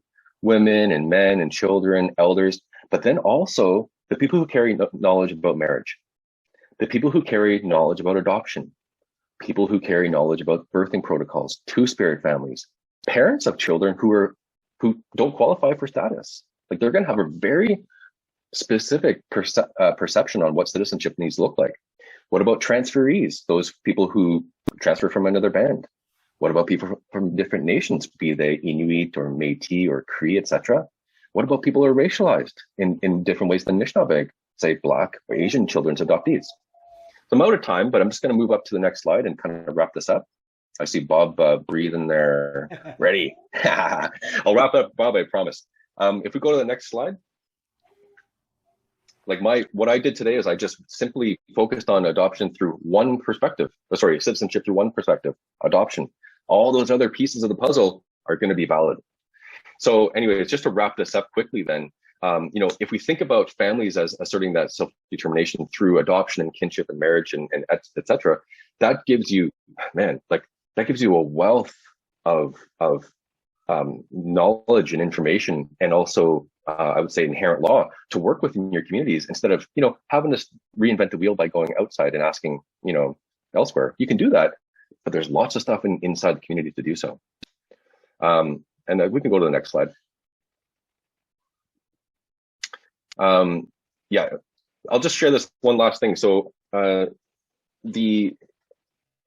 I talked to Jimmy Mushport from Rocky Bay, he talked a lot about when he did adoption for my baby. And he said that the word that he used for the adoption is Wiitikamaaganak, and he's talking about how it's that circle around the family, that that's who you claim. It's in your circle, and that's often how I think about citizenship law when we think about it through adoption. It's like you're creating a circle, and you're claiming those who belong on that side of the circle, regardless of what anybody else on the outside thinks about those folks. Anyways, thank you for your time. Apologies for going over a minute.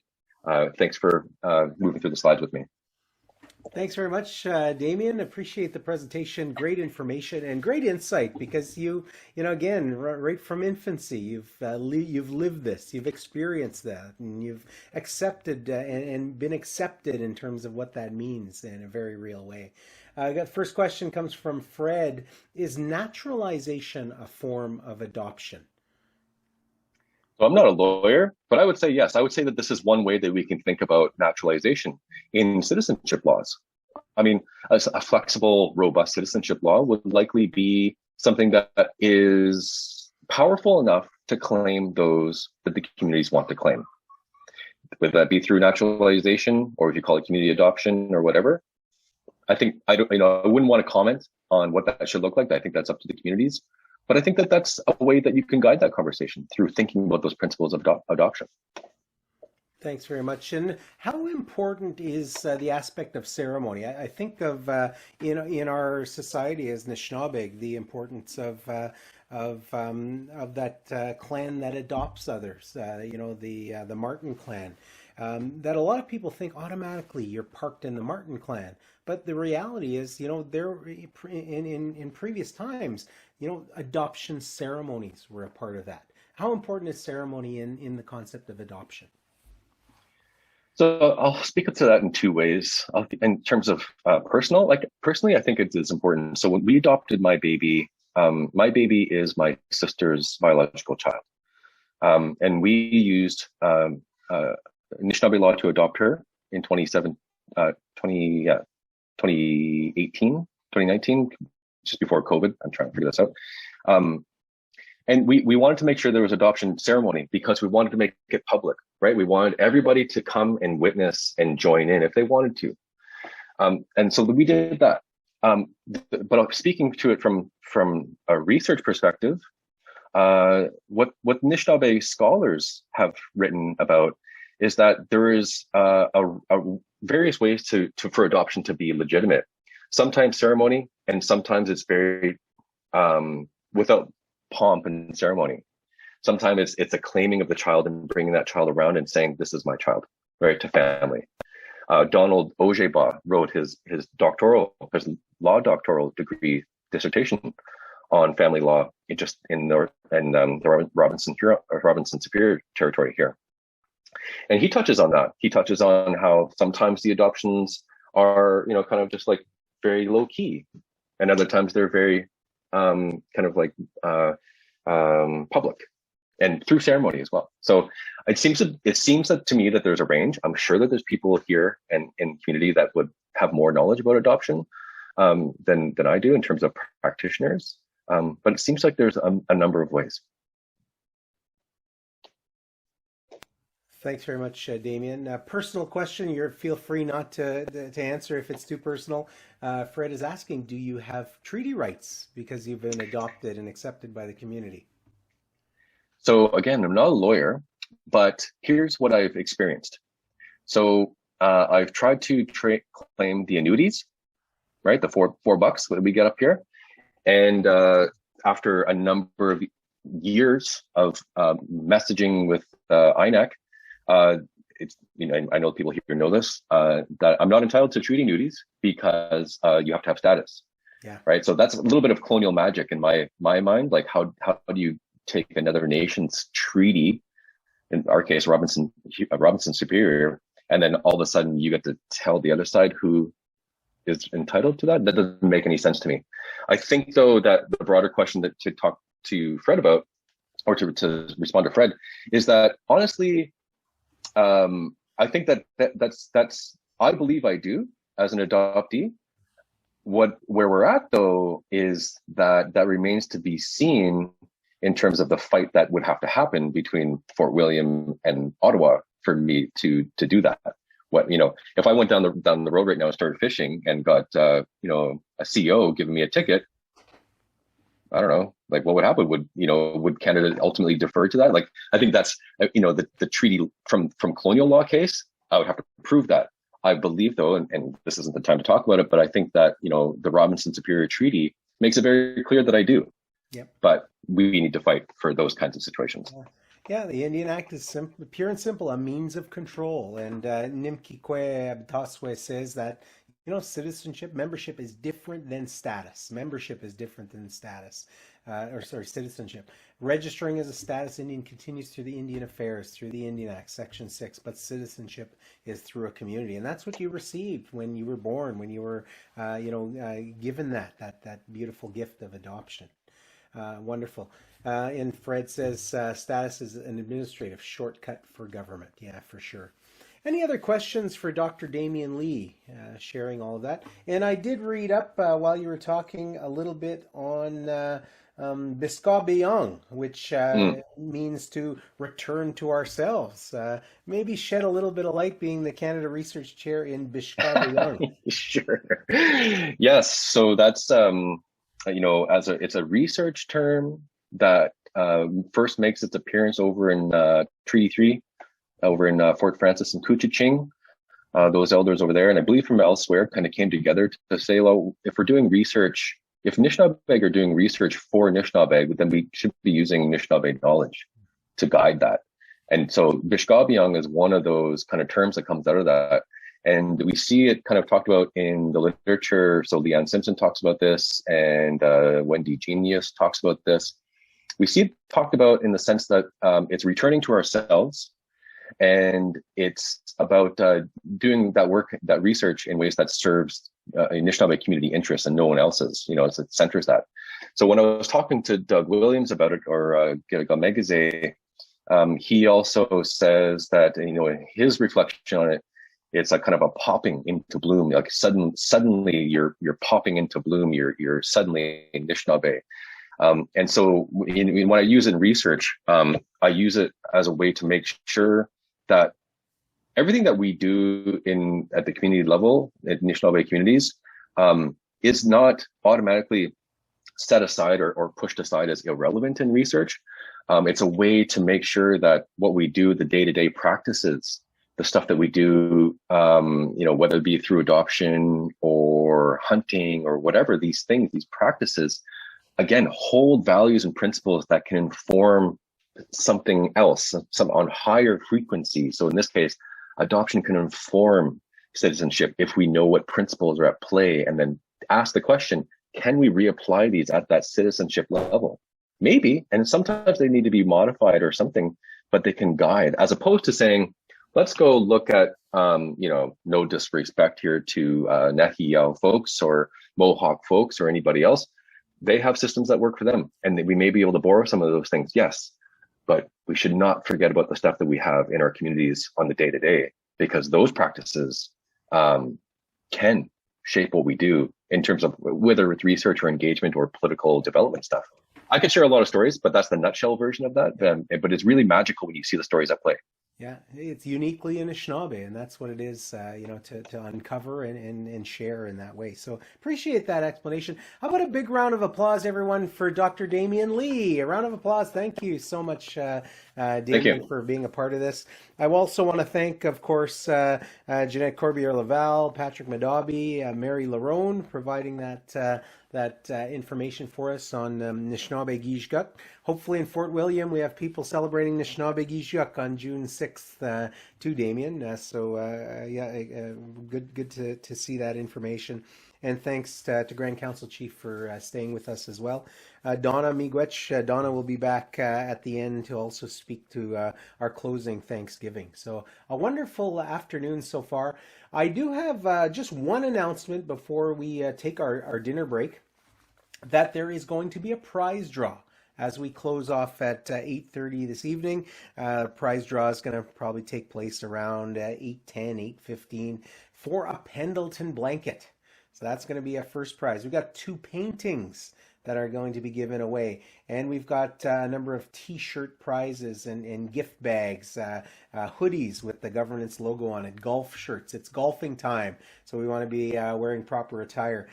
Some of you may also receive a prize pack from the governance initiative from the restoration of jurisdiction, which includes a t-shirt, water bottle, and other goodies. So hopefully you do receive that as well. So you do have to be here this afternoon if you want to be, or this evening, if you want to be eligible for the prizes. So I see 59 of us here this afternoon. I encourage each and every one of you to come back beginning at 6:30, and we are going to do a little bit of a recap from this afternoon. We're going to hear from legal counsel from Nishnawbek, Leanne Farr, to talk about that difference, the legal difference between citizenship and membership. We're going to be having a presentation from Carolyn Brown. She's from Temegoma, Anishinaabe. She's an artist, but she's going to talk a bit about that aspect of a family divided by the Indian Act and her experience and how she's used that to educate others. We're going to have a guest from the Niska Nation, the Niska Lasims government, Cherie Mercer, who has teased us a little bit when we had a planning meeting the other day. She said that there is a connection between the Niska Lasims and the Anishinaabe, and she's going to share that with us this evening.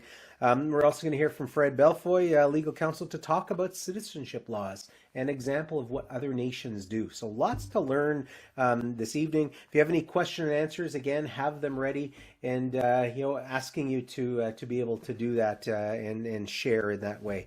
So that's what's on tap for this evening. Again, if you want to be a part of the draw, you have to come and log in. So we'll ask people to log in, maybe a little bit before. And we'll keep things. I don't know when we're going to start, Arnia, but maybe 15 minutes before. So we'll open it up around 6:15 to 6:30, and then we're going to get started sharp at 6:30 this evening. All right, I want to wish everyone a good dinner break. So we're going to be taking a break and reconvening at 6:30 this evening. So thanks for joining us, and we'll see everybody in a little bit. Have a good break.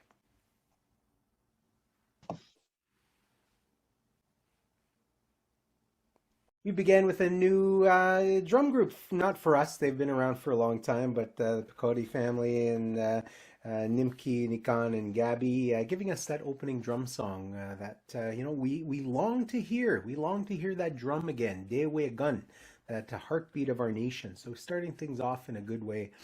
Of course, Donna DeBosque is with us from the Anishinaabe Getsajig Advisory Council. Yeah, that's an important part of the structure of the Anishinaabe Nation. Not only do we have the Leadership Council that forms that governance body, but the advice that comes from our elders, the women, comes from those commissioners, the commissions there, and even when it comes to the youth, that's such an important voice. So those advisory councils are part of the nation building function of the Anishinaabe Nation. And Donna has certainly been instrumental in that on the women's side as well as on the elders side. Reg Niganabe reminded us today of those things that are important to us. The importance of being who we are as Anishinaabe, to keep always remind ourselves of that special part of who we are as Anishinaabe.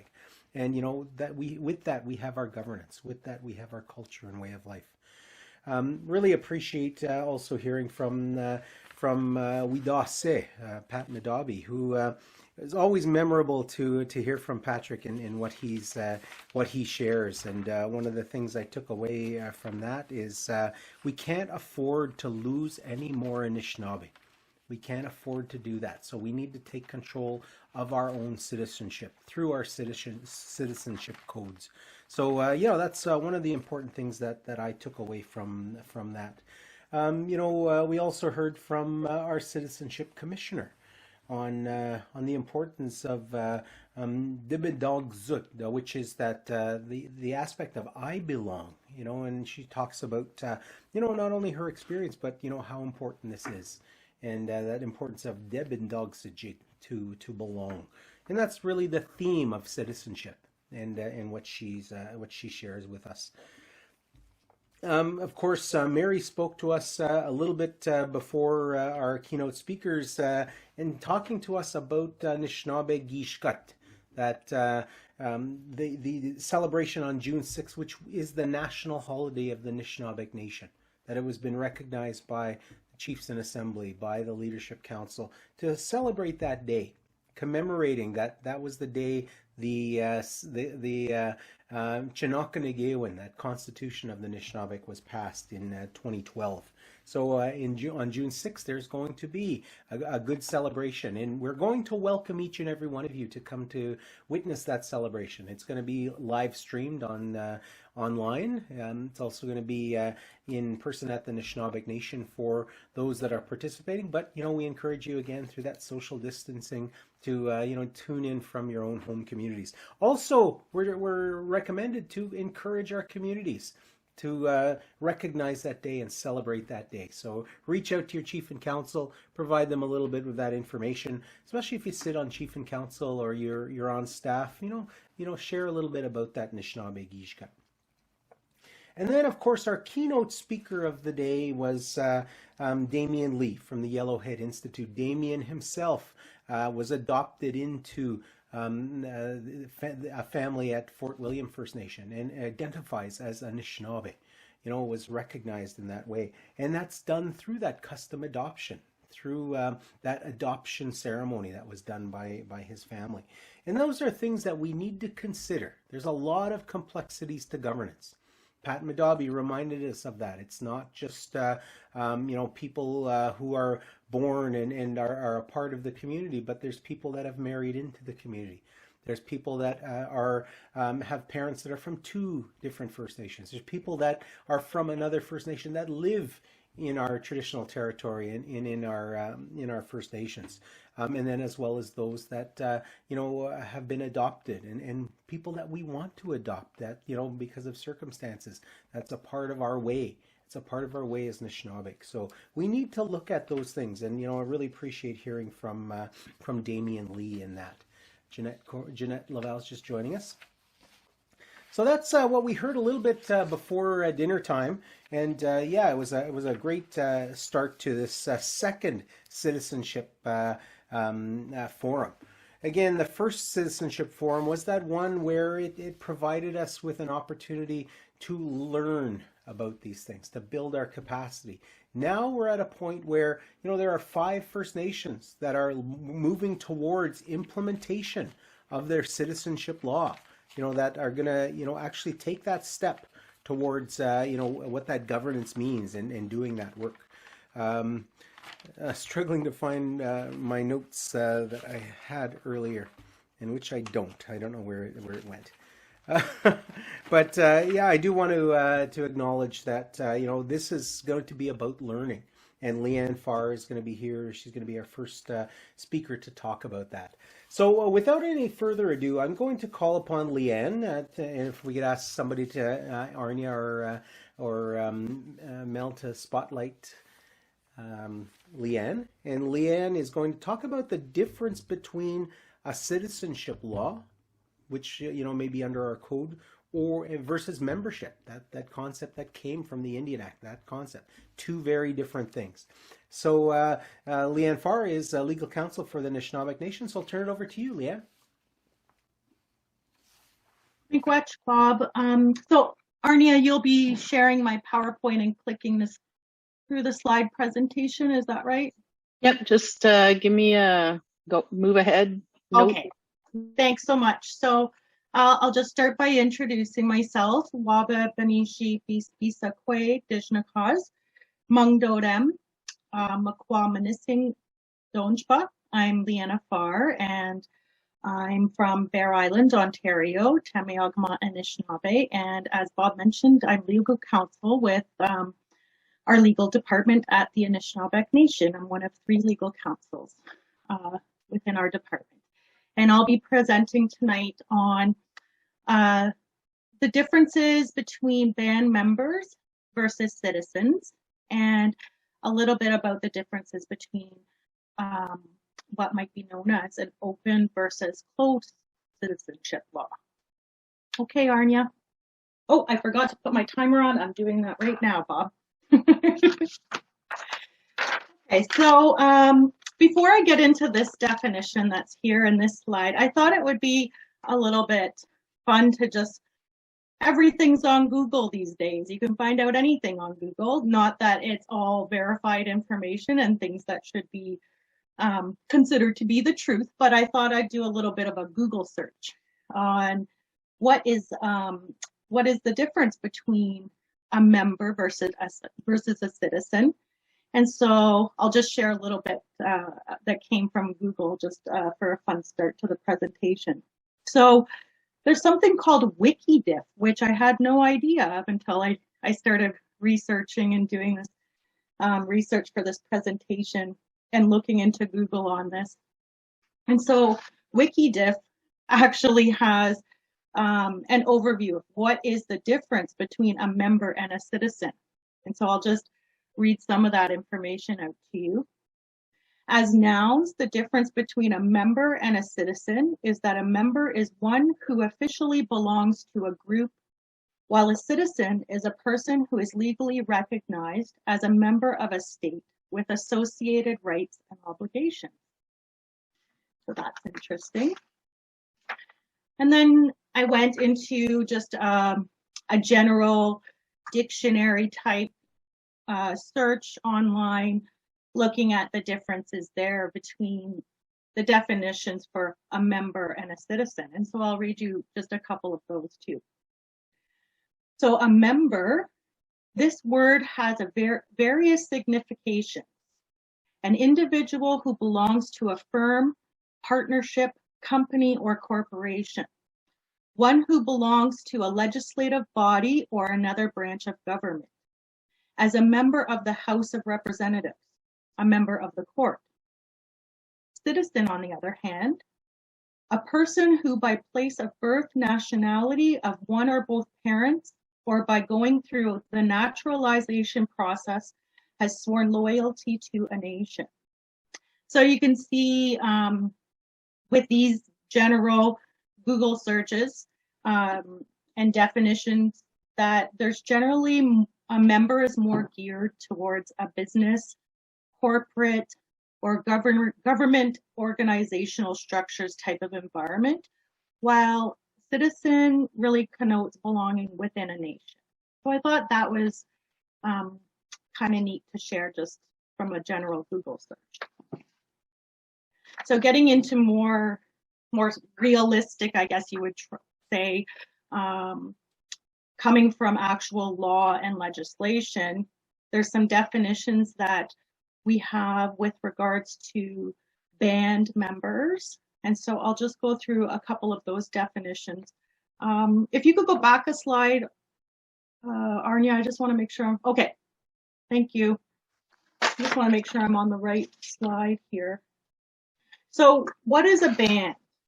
And I'll read out this definition as well. A band means a body of Indians, for whose use and benefit in common, lands, the legal title to which is vested in Her Majesty, have been set apart before, on, or after September 1st, 1951. B, for whose use and benefit in common, monies are held by Her Majesty. Or C, declared by the Governor and Council to be a band for the purposes of this Act. And that's coming right out of the Indian Act. And then there's another quote here that I have from Statistics Canada. An Indian band is defined as a body of Indians for whose collective use and benefit lands have been set apart, or money is held by the Crown, or have been declared to be a band for the purposes of the Indian Act. Okay, next slide, Arnia. And then here's some more definitions that come from the Indian Act. Just note those. Indian means a person who is pursuant to this act is registered as an Indian or is entitled to be registered as an Indian. What is a member of a band? Member of a band means a person whose name appears on a band list or who is entitled to have his name appear on a band list. And so you can see and notice that these definitions, they're created and framed by the government and the Indian Act, and the terminology regarding who is an Indian or who is a member, it doesn't include any references to relationships with history, with Totem, with our language, with our culture and community, really. So it's very dry, these definitions, and very based on descent-based criteria and rigid cutoff rules. And there's no mention in these definitions about citizen. So just noting that. Next slide, Arnia. Okay, so coming to what is a citizen? So like I mentioned, there's no definition of a citizen. There's no mention of a citizen within the Indian Act. And really, a citizen is defined by the nation. So we have a good example of our definition of what a citizen would be for Anishinaabe Nation purposes, Debendogzijik, and those who belong. So that's pretty important that we're using different terminology and you can see the differences. Next slide, Arnia. So I thought I'd put together a little bit of a side-by-side comparison here. You can see on the left, you have Indian status and band membership versus citizens type terminologies on the right. And so going through this list, you can see that Indian status and the word and terminology band member, that's founded and defined in the Indian Act and by the Government of Canada, whereas citizen would be founded and defined by the nation who is defining those terms for the purposes of their citizenship. The terminology in the Indian Act regarding status and band member connotes, it has racist connotes to it, and it uses arbitrary language and belonging more to a club or a group.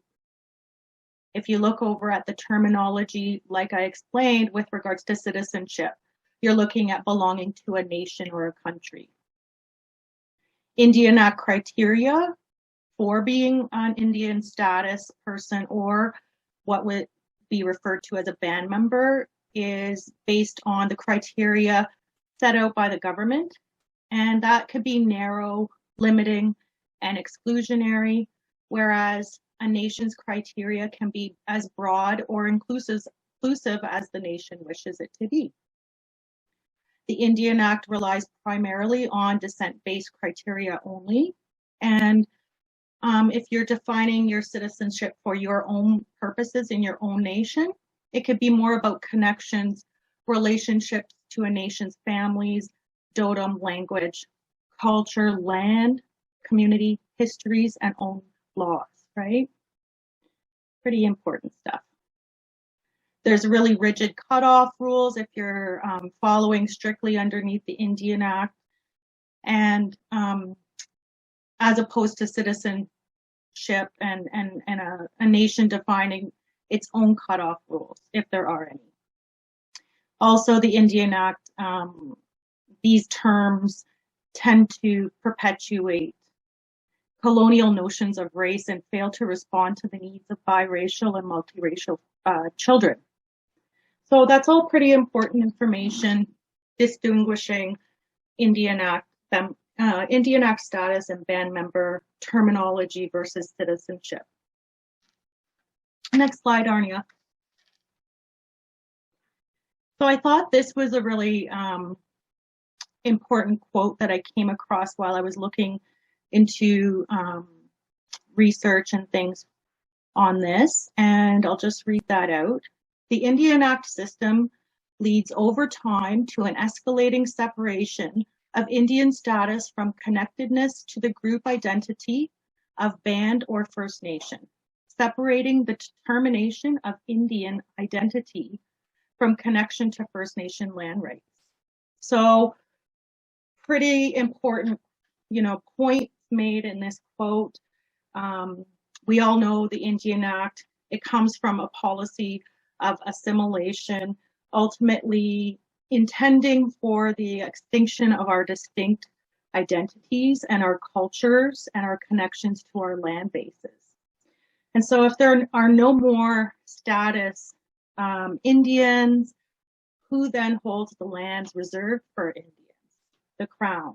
So we can see why it's so important to transition to our own definitions of defining our citizenship and our citizenship laws for the future. Next slide, Arnia. Just going to check the timing here. So I thought I'd set out some of the main avenues here for band membership, Indian status, and First Nation Indigenous citizenship in Canada. So under Section 11 of the Indian Act, there's the Indian Registry. This is strictly governed by the registration and rules of the Indian Act. So this is the most limiting format to have membership or citizenship under this type of format. Then you can start getting into membership codes through Section 10 of the Indian Act, and there's more flexibility and control of the First Nation to define who their citizens are, who their members are, and how they go about defining that. But the ratification threshold to try to pursue Section 10 membership codes is pretty difficult to meet. And it also requires final minister approval. So it's still not the greatest. And then you have self-government agreements. These are not mentioned in the Indian Act. These are a separate process apart from the Indian Act. And they really are currently the most flexible way to negotiate with the Government of Canada on a nation-to-nation basis about citizenship. Okay, next slide, Arnia. So you can see here, I've laid out some examples of how we are using these types of self-government agreements to move along with defining our citizenship for ourselves rather than having the Indian Act define that for us. And so the Debendogzijig, those who belong, citizenship laws through Anishinaabeg First Nations, determining those requirements and what their laws will be for themselves. That's a perfect example of, moving along towards self-governing agreements and taking citizenship control for ourselves. Another example is the Anishinaabe Nation Child Wellbeing Law. And so let me just find my slide on that one. I'm pretty sure Adrian Pelche was at the last citizenship conference and had done a presentation about the Child Wellbeing Law and how citizenship relates there. So I think that's posted on the conference for the last conference, I believe. So if you're interested to look more into that presentation, I think you can find it on the website. But the Child Wellbeing Law is not based on Indian status, and it doesn't mention status versus non-status, on reserve or off reserve. It's very broad and open to the First Nation itself to determine who their children and youth are, and jurisdiction over child well-being regardless of residency. So I thought that was really important to include here. As well, the Anishinaabeg Education Agreement, that doesn't refer to status or non-status, and instead it uses language such as citizen or students, sorry. So that's another good example.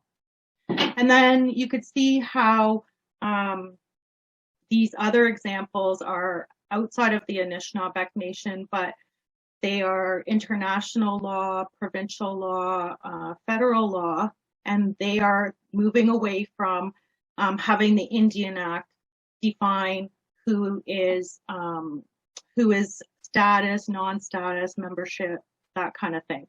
And really getting out of the business of Indian registration. The title of this slide came right from the Government of Canada website with regards to Indian Act and status. So you could see there's a move away from wanting to continue on with having Canada or the province define these things for us. So that's pretty important. You could see the example of UNDRIP, that recognizes the rights of Indigenous peoples to self-determination. That would include citizenship and identity. Child and Youth Family Services Act, this is a new act since 2017, and it's a bit different from the older act in regards to child welfare. It uses more inclusive terms than status and non-status, bans and Indians, and it starts being less restrictive with designations by a minister and more flexible with working with First Nations communities, using the terms First Nations, Inuit, and Métis. Bill C-92, an act respecting First Nations, Inuit, and Métis children, youth, and families.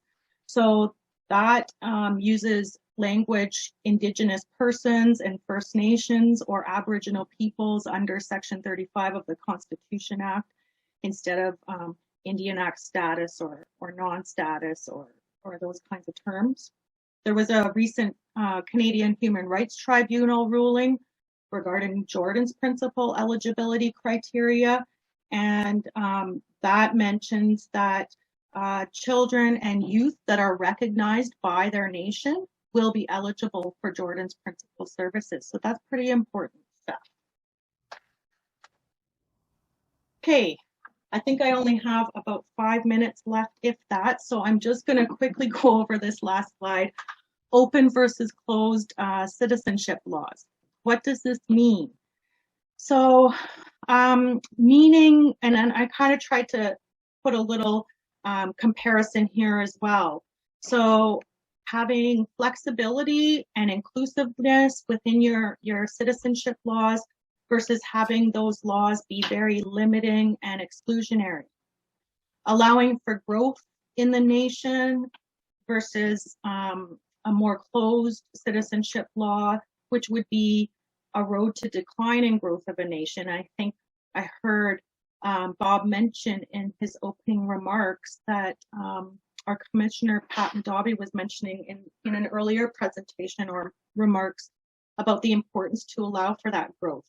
I think from what I recall in statistics presentation at the previous conference, there's an anticipated decline for status in the future, right? So we want to make sure that we're being inclusive as much as possible and allowing our nations to grow as much as possible. Nation defines eligibility criteria, privileges, and obligations versus Canada defines these. So I think all the previous slides pretty much speak to that, the importance of having the individual nations do the defining of who their citizens are based on their identities, their histories, their languages, and their cultures, all of that kind of thing, instead of having Canada define that for us. Nation decides the ratification process and the thresholds versus Canada defining these. So you can see I mentioned with the Section 10 membership codes, that's a pretty difficult threshold to meet there. I think it's a double majority threshold. And so it's more important to let the nations decide that. I left the best for last, and probably the most important for last here is living and evolving law. This is key versus a law that makes it difficult to make changes for the needs of the nation in the future. And so we heard at the last conference, Chief Patsy Corbiere speaking about issues with their membership code. I think it was developed and ratified in the 1980s. And at that time, based on what the needs were at that time, there was a residency requirement to be part of their nation.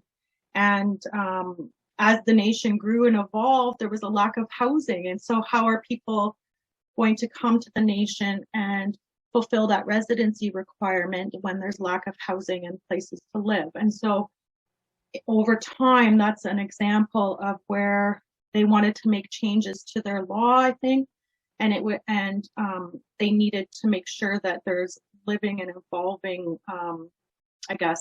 language that's easier to meet, because they were having some difficulties with that. So I thought I'd bring up that example. You need to be able to allow for reasonable changes to be made. Oh, there's my timer going off. There it is. As your laws and needs evolve over time, so you might want to look to your constitution and see, make sure those line up with what your requirements of your Chinoknagewin and your constitution are in amending your laws and things like that. So just to make sure, I think that was the most important part of an open versus closed citizenship law. So I think that's the last slide. Yep, I'm right on time. So miigwech, and I don't know if there's any questions or comments from all of you. I'm going to ask you, Leanne, if you can, keep an eye on the chat. If anybody has any questions for Leanne, please put them into the chat, and Leanne will respond to you directly via the chat. So yeah, we've run the end of our presentation time. So I would ask everybody to please give a round of applause and thanks to Leanne Farr. Thanks, Leanne. Wonderful. Thanks, Bob. We're going to keep it in the neighborhood and in the Temi-o-ga-mon Anishinaabe neighborhood, and ask Carolyn Brown, who's a multidisciplinary artist, award-winning artist, originally from Temagami Bear Island area, is with us today. Nice to see you, Carolyn. It was good to see you. Nice to be here. Thank you. Yeah, wonderful. And you're going to offer us our feature presentation. I know it has a lot to do with your research on your own family and research in the community, and a family divided by the Indian Act. So I'll turn it over to you, Carolyn. Nice to have you here. Great, thank you. I'm going to share my screen. All right.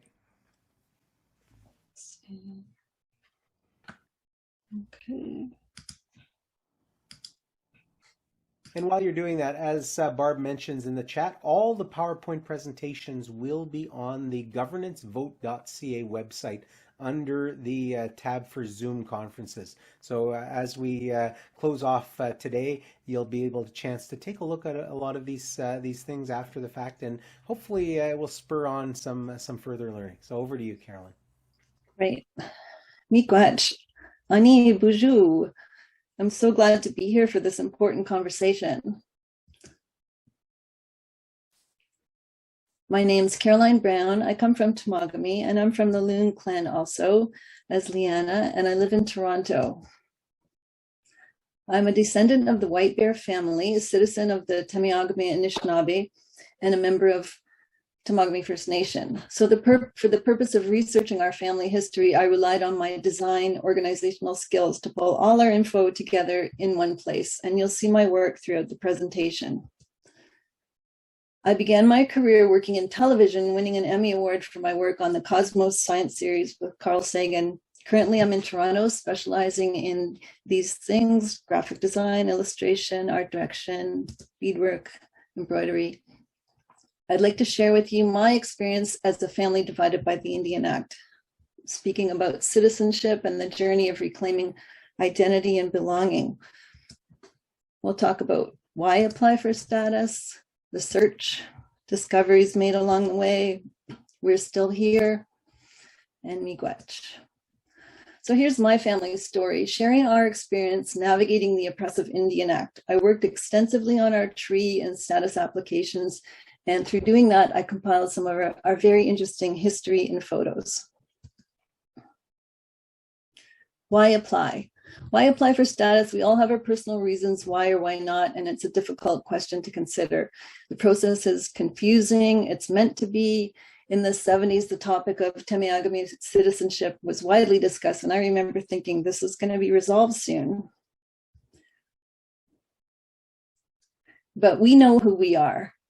This helped us navigate through the frustration of the Indian Act. For my cousin Peter and I, we recognized that non-status designation would put us and our family into the disappearing Indian formula. And we didn't want to contribute to our own assimilation. We wanted to be seen because we know who we are. And we're still here. So this is a legacy of resilience that gives us our choice to continue. And in doing that, we have to engage with the system of oppression. Some context here about the Indian Act.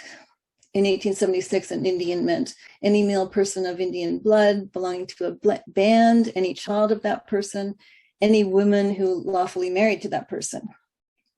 But in 1951, it changed to a person who, pursuant to the Indian Act, is registered to be an Indian. 1951 created a registrar who had arbitrary authority to decide who is and who's not an Indian. The double mother rule was introduced. Bill C-31 introduced a second generation cutoff for the first time. There was a generational cutoff. It introduced classes of registration, S61, 62. In 2010, they addressed the double mother rule, but they introduced the 1951 cutoff. So everything's working against us. All these changes to the Indian Act lead us to the disappearing Indian formula. It's a carefully calculated income, and today's Indian Act maintains that each First Nation has an extinction date. In 1992, a study was commissioned that showed that current Indian rules related to registration will ensure the eventual extinction of registered status Indians and some First Nations sooner than others, all in the spirit of the final solution. Nagudwe Wanagizit Anishinaabe. We're one Anishinaabe family. This disappearing Indian Act inspires us to act. Discoveries. In the early 1990s, my cousin Peter Brown McMillan decided to apply for Indian status. And in our family, even though our relatives were in the Temagami band as chief and band members, no one was officially registered, so Peter had to provide proof. Without the convenience of the internet at this time, he researched our Wabi-Makwa White Bear family tree. It involved a huge amount of work, visiting churches, parishes in person, looking for records, and talking to family in all directions, and collaborating with genealogist James Morrison. Peter gathered a stack of letters, photocopies, faxes, band lists, and family trees, all pre-internet.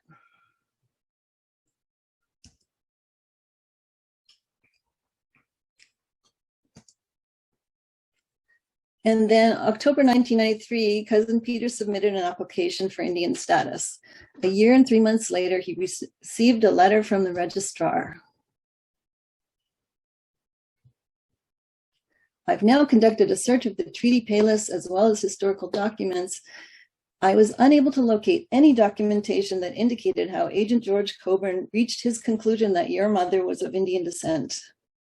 Consequently, I regret to inform you that based on the information you've provided, I'm unable to establish that you are entitled to registration under the Indian Act. Peter ceremoniously passed all those letters, faxes, documents, photocopies, and family trees to me in 1996, along with his letter of rejection. I can still feel a weight of that armload of clues that he gave me. Thanks, cuz this didn't seem right because we know who we are. The rejection letter was a blow that resulted in so much frustration that Cousin Peter couldn't look at these papers anymore, and it would be years before he could deal with it again. So this letter of rejection was difficult for many reasons, but most of all, because we know who we are. There's a demoralizing factor here that plays into identity. This application process hits you with the stark possibility Canada could invalidate you. Canada works hard to invalidate you and all of your descendants. So being in a position where Canada decides whether you are who you know you are is a reality that few settlers can understand, but we know who we are.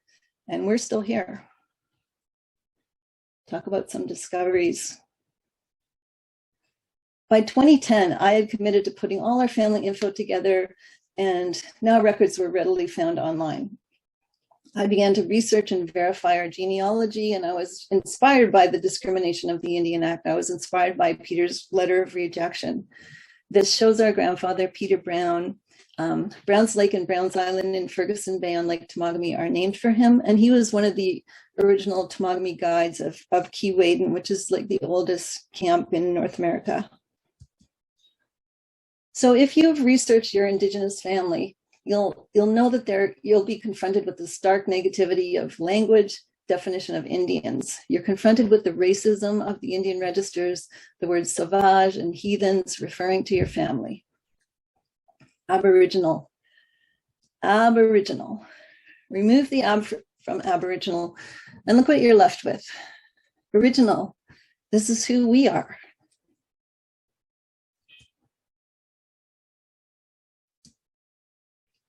This is meant to be difficult. It's meant to be confusing. Here's a quote from Jesse Wente. I know on an intellectual level that this whole muddy stew of identity and emotion is an intentional consequence of white supremacy. Here's my grandmother on Lake Temagami. I was always curious about our family tree. I heard stories. I knew some people were our cousins. Rita O'Sullivan was the second chief of the Temagami band. I knew she was our cousin. Some people, I didn't know how it connected. So years later, in 2012, I was at a funeral for our cousin Bunny Miller. And afterwards, I was speaking with Caroline Pridham. We were talking about how we're both named Caroline. And she told me she was named after her dad's great aunt, Caroline McLean. And I told her, well, I'm also named after Caroline McLean and she's my grandmother. So we must be related. And this was like an important key to understanding our tree. The White Bear family. This is my great uncle, my grandmother, Caroline McLean Brown's brother, John McLean. Chief Gary Potts and genealogist James Morrison had researched the Temiagame Anishinaabe family trees to account for our citizens in the Supreme Court of Canada case AG Ontario v. Bear Island Foundation. Using these family trees, here's our connection to the White Bear family. This family tree shows how Cousin Peter and I are related to Wabi Makwa. He was the chief white bear of the Temagami band. The photo is my dad in the canoe. So Wabi Makwa is our great-great-great-grandfather. His son, Chief Kenneth James, is our great-great-grandfather. Manny Ann Kenneth James, his daughter, is our great-grandmother. And here's our grandmother, Caroline McLean. And here's our parents. And here are Cousin Peter and I. So in 2011, we decided, let's use my application for status as a family test. 1951 cutoff was still in place. Cousin Peter would have been refused for that reason. So in 2012, I sent in my application for Indian status along with a copy of our family book holding all these records. And here are a few pages from that book. It was full of index labeled family documents, official government records from the Indian registers. And I wanted to ensure that INEC would have all the answers to any questions like right there in their hands. We discovered a book called The Keewaydin Way that included photos of our family. And since Keewaydin was the world's oldest canoe tripping camp, established in 1893, our grandfather, Peter Brown, worked there as a guide for 40 years. Here's a photo of our grandmother, Caroline Brown, baking bread at Keewaydin. Here's my dad, Hubert Brown, enhancing a canoe, adding a Wanagan rib. And here are my grandparents' four children, my dad and his three sisters, Helene, Phyllis, and Marjorie. My dad worked for the Ontario Northland Boat Lines, and some of you may remember the classic wooden boats that were all over Lake Temagami at that time. He drove a boat called the Ojibwe on Lake Temagami, and as you can see, I also drove one on the lower left. He worked on the lake. At the top left, you'll see cutting ice for refrigeration. On the top right is the Keewaydin Ice House, and that's my dad's dog team. Underneath it says 700 blocks of ice, 18 by 18 by 18 inches, hauled by dogs. And bottom left is his dog team hauling wood.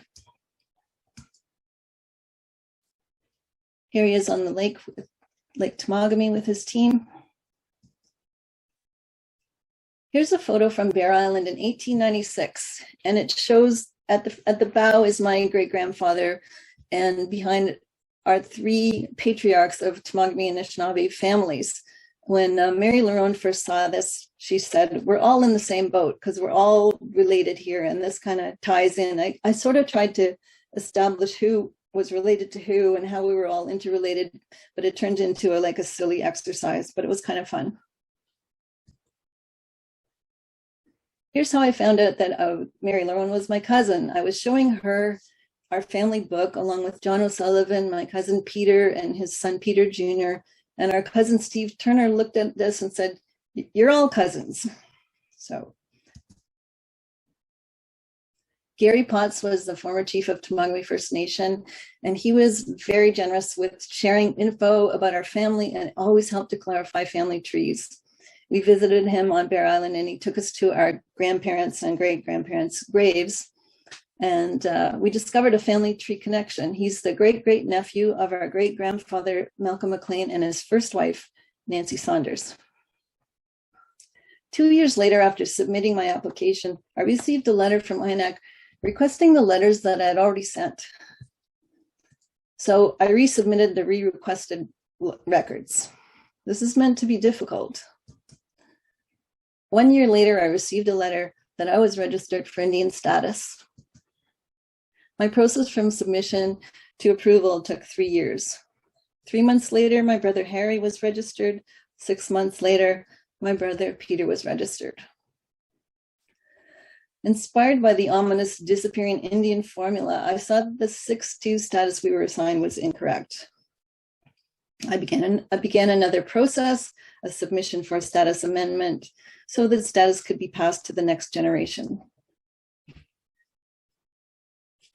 Since I got through, for cousin Peter's second try at applying for status, I designed a new book. I wanted it to be really hard-hitting and fact-filled, guaranteed to hold their attention, and I added every annotated official record I could find. We submitted his second application along with the strategically documented family book. We called this book A Family Divided by the Indian Act. No time for subtlety.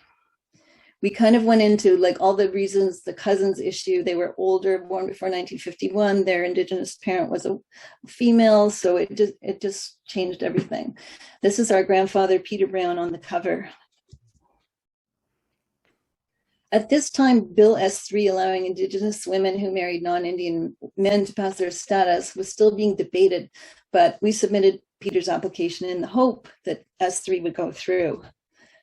Why is our equality even debatable?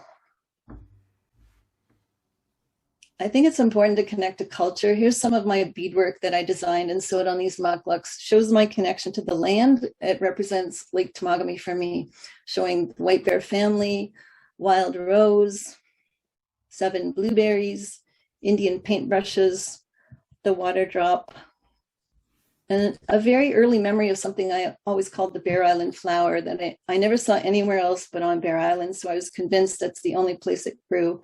And not that long ago, I discovered these in my neighborhood in Toronto and finally found out they're chicory. We put this book together for our cousins, and there's still more to do. This is a photo of my grandfather in a birch bark canoe.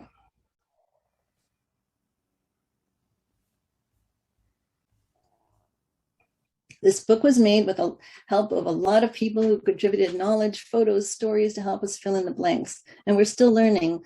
Efforts like this are the result of all of us working together. I wrote a focused case against the discriminatory division in our family caused by the Indian Act. I showed how Indian status was distributed unfairly in my family to my cousins born before 1951, whose Indigenous parent was a woman. And we showed that both our grandparents were entitled to be registered. Here's our great uncle, William Pashabo, my grandmother's brother, and he was also chief of the Temagami band. The first book we put together had up 1 page of index documents, and this book had 4 pages of document notes with clear callouts in red, indicating Indigenous origins and Canada's Indian registers. I hope you're all reading all of this.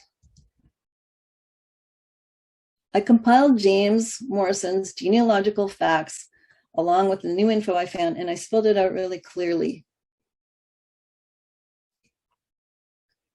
And I showed how status should be equally distributed in our family. That's my dad and my grandparents and my 3 aunts. I carefully organized our grandfather's ancestry and our grandmother's ancestry. Along the way, we discovered that both our great-grandparents had each had 1 previous marriage and children. So this ensured that Bear Island, we were all related, but finally we could understand how we were all related. I made detailed info charts showing both our grandparents were entitled to be registered. I did the red callouts. And remember Peter's rejection letter of 1995. We must first find an immediate relative who was registered or entitled to be registered. Do you see any immediate relatives who might have been entitled? Let me show you.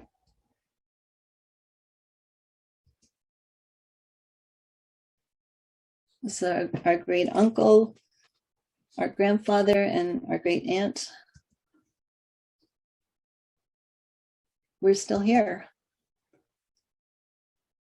In October 2020, my niece Katie was registered for Indian status. In March 2021, my nephew Zach was registered. A year and 7 months after his second application and 27 years after his first application, cousin Peter was registered. Everything about this process is meant to be diminishing and divisive. The fact that Canada designates who is and who's not an Indian is divisive. The designations of status, non-status are divisive. And for us, the process of registering meant working within the confines of the oppressive system that intends to legislate us into the disappearing Indian formula. But we didn't want to comply with that formula because we know who we are and we're still here.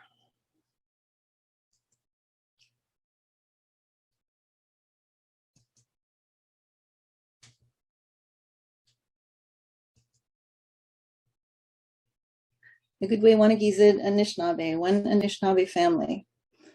I've got some final words for you from cousin Peter as I showed him this yesterday. He says to everyone, don't give up. Miigwech. Miigwech Carolyn, congratulations on all of your work. It's not only a hard work to put all of this together and the research. It's almost like you need your own research department. So I can't imagine the hours that it's taken, the days and the years, and how that all compounds with the frustration and all of the emotions that come with it. So congratulations on that work. It's great for you and your cousin Peter. Yeah, and I think you said it very well. We shouldn't be subject to these things. That No, the system of registration is divisive. That it's very clear. We know who we are. We know we're related. yeah, We know who our family are, and we're still here. That should be enough.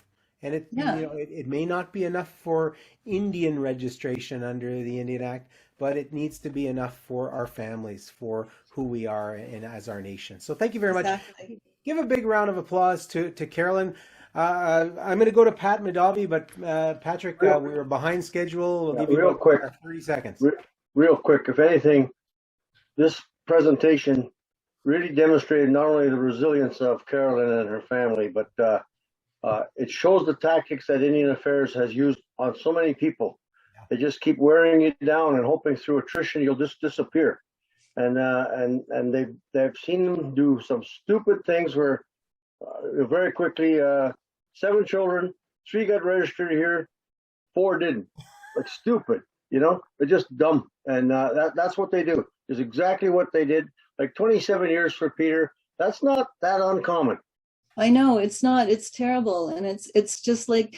But the more the more doors they slammed, the more determined I became. Beautiful. Awesome. Well, thank you so much, Carolyn. Chimigwech. And yeah, I hope we see each other again. We're probably related somewhere down the line too. I'm So sure. yeah, wonderful to hear.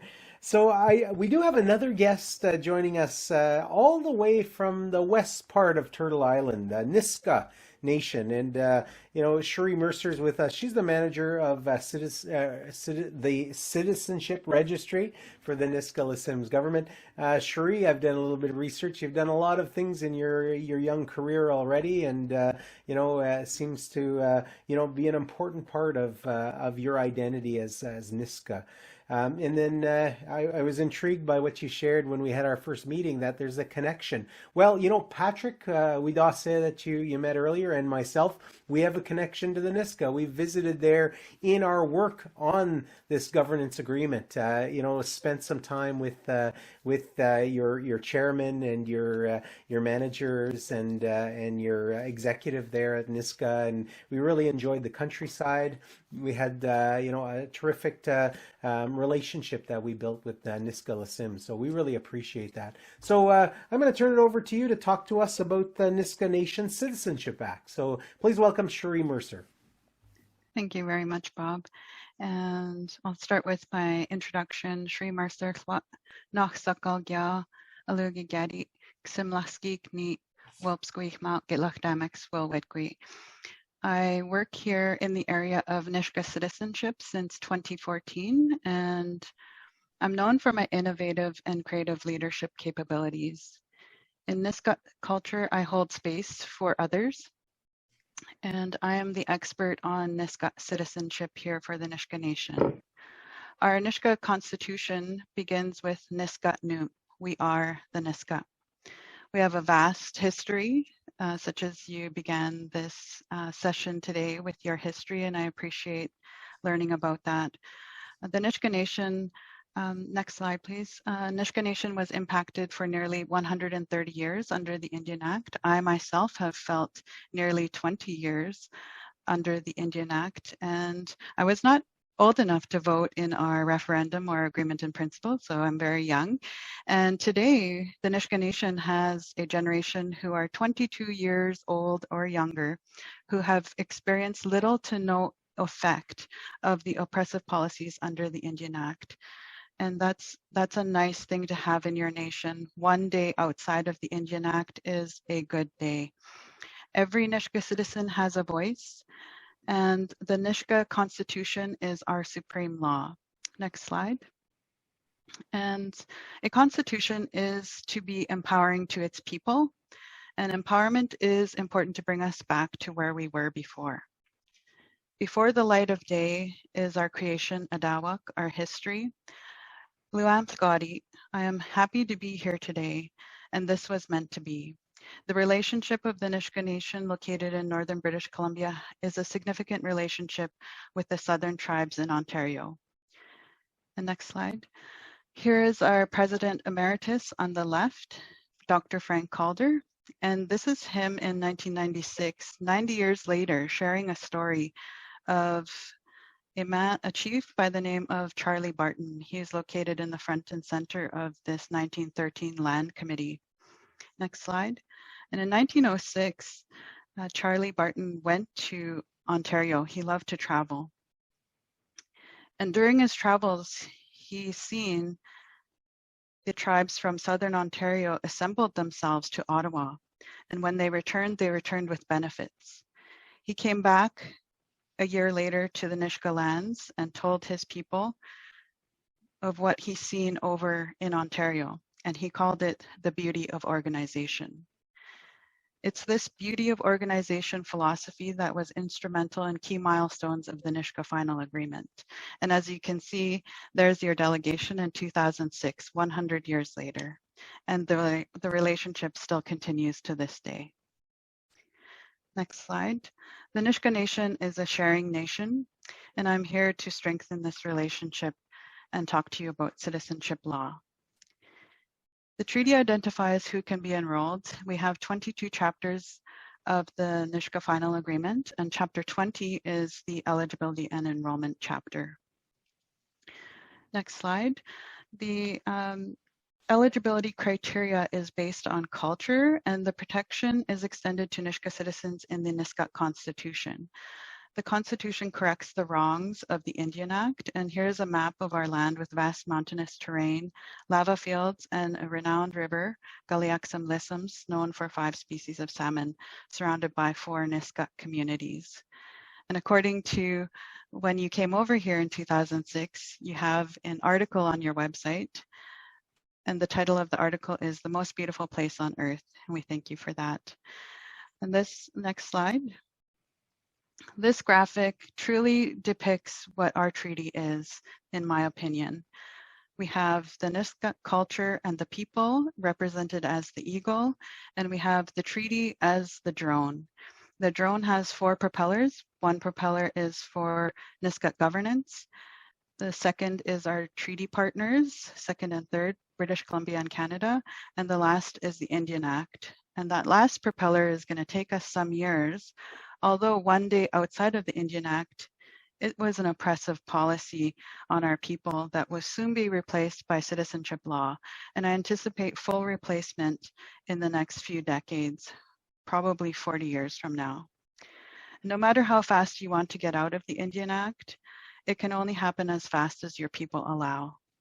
It must be a relationship at the same pace that needs to happen.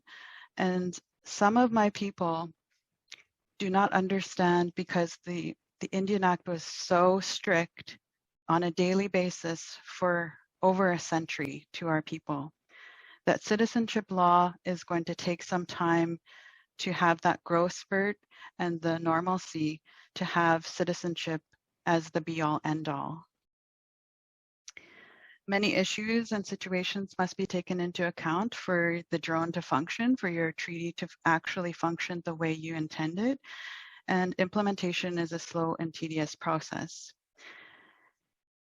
It is the simple laws that make it so sacred, the simple laws of our culture that make the whole entire process sacred. And I'd like to hold space for you right now, and I'll ask all participants to join me in taking a cleansing breath and really grasp what I'm talking about today. Do what you feel is comfortable. You can keep your eyes open or closed. And I'd like for us to remember the sacred laws. Take a deep breath, cleansing breath, and let us feel our identity with every fiber of our entire being as we started this meeting. And I'll share with you in my research, Elder Gordon shared at one time, the Anishinaabeg laws are simple. When a baby is born into a clan, That is the first law. Birth is sacred. Let's remember the sacred birth law and take a breath to signify that first law. And it's the same law in the Nisga'a Nation. We are a matrilineal society.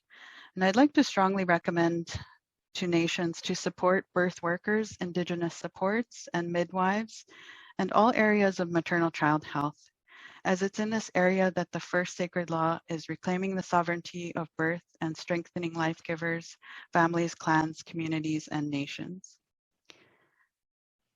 Let us always remember the sacred law, because all the other laws come after that. I'll take you through the Nisga'a legislation. Next slide. The Western law is very complex, as the speakers before me. This slide is very confusing, so we will skip over it. That's the entirety of the legislation. And we'll next slide. The Nisga'a law is simple, and here it is on the screen. So the Western law was derived from, these are eligibility criteria. 1A is Ganaditsko nach matrilineal, and 1B, Gania Edgum Naguat, is patrilineal. 1C, Siguth, Gigubagif, Sakagek, Satwens Gubagif, is legal adoption of a child. And 1D is Ganinix, next, 1A, B, or C, Sakagek, Satwens, next, application through marriage. Next slide. And as you can see, that's very simple. We all get matrilineal, patrilineal, adoption of a child, and through marriage. But then when you have to write it into your treaty, it becomes very complex and you have to meet the Western law. And then this is where it gets confusing. So when I present to my people, I only present the cultural component of it because they will actually get it. The more complex the file is, the more you have to gravitate towards the Western law. So 1A for matrilineal, it reads, an individual is eligible to be enrolled under this agreement if that individual is A, of Nisga'a ancestry and their mother was born into a Nisga'a tribe. So that's very complex to basically say, if you are matrilineally Nisga'a, you can apply. Next slide. And then it gets even more complex because 1B says a descendant of an individual described in some paragraphs 1A and 1C, and then to walk somebody through this is very complex. And when you're dealing with complexity and something that's supposed to be so simple, just apply because you are eligible to become a citizen, it becomes very complicated and people aren't very happy with due process.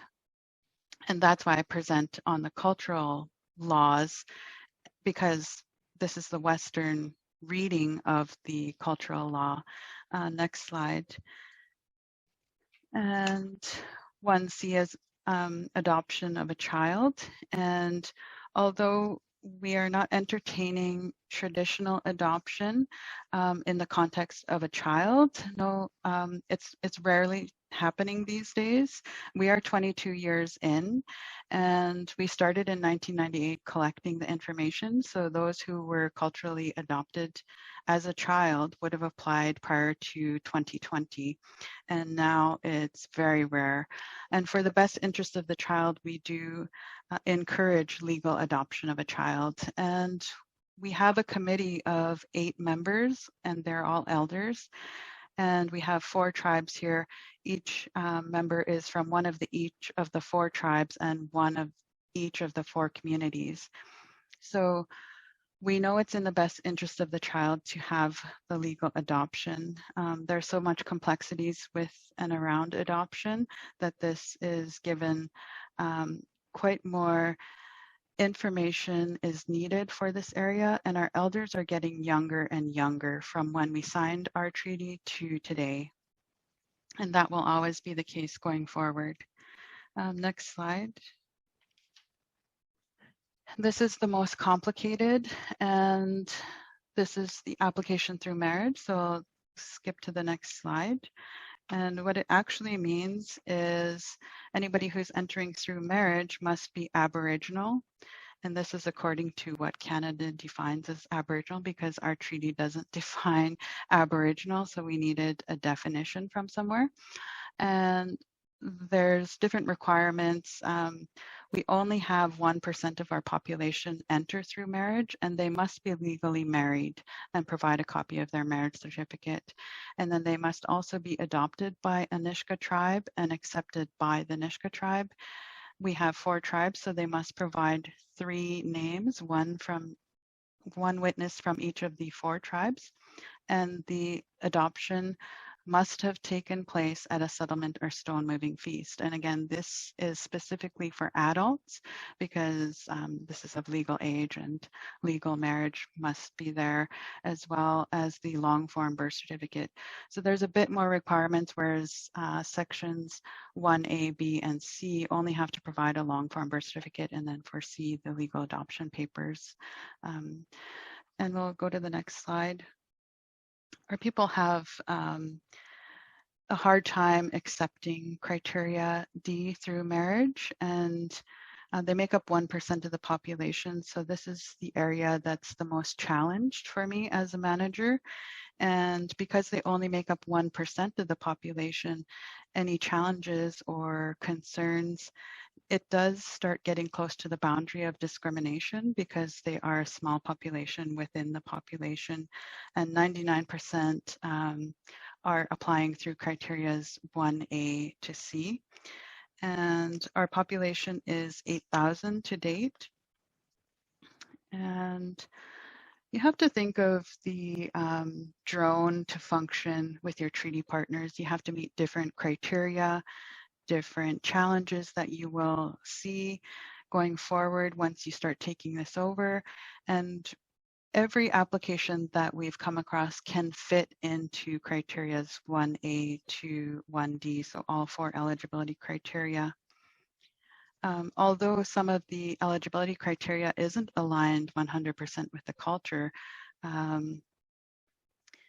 so a child who's adopted may not have a tribe, and it's challenging for people to accept that. It's challenging for people from the communities to accept an application through marriage. However, it is in the treaty. They are eligible to apply, and we have a mechanism in place to approve and reject applications as we see fit, and we meet 6 times a year. Some of the other challenges that we see of people applying are no birth certificates, and this forces us to work with BC Vital Statistics in the area of information sharing agreements, also with CERNAC. Some of the areas of Canada that do not assist in this area, they will not share any information. So upon your implementation, you must work that in somehow or provide for an ISA, information sharing agreement, with the different levels of government and departments in Canada. So one of the biggest things is, no matter what the challenge is, the burden of proof is always on the applicant. And a lot of the responsibility is also on the citizen. So once they're approved, all citizens are equal. And something as small as providing addresses, up-to-date and current addresses, is very challenging for my nation. And we hold a general election every 4 years.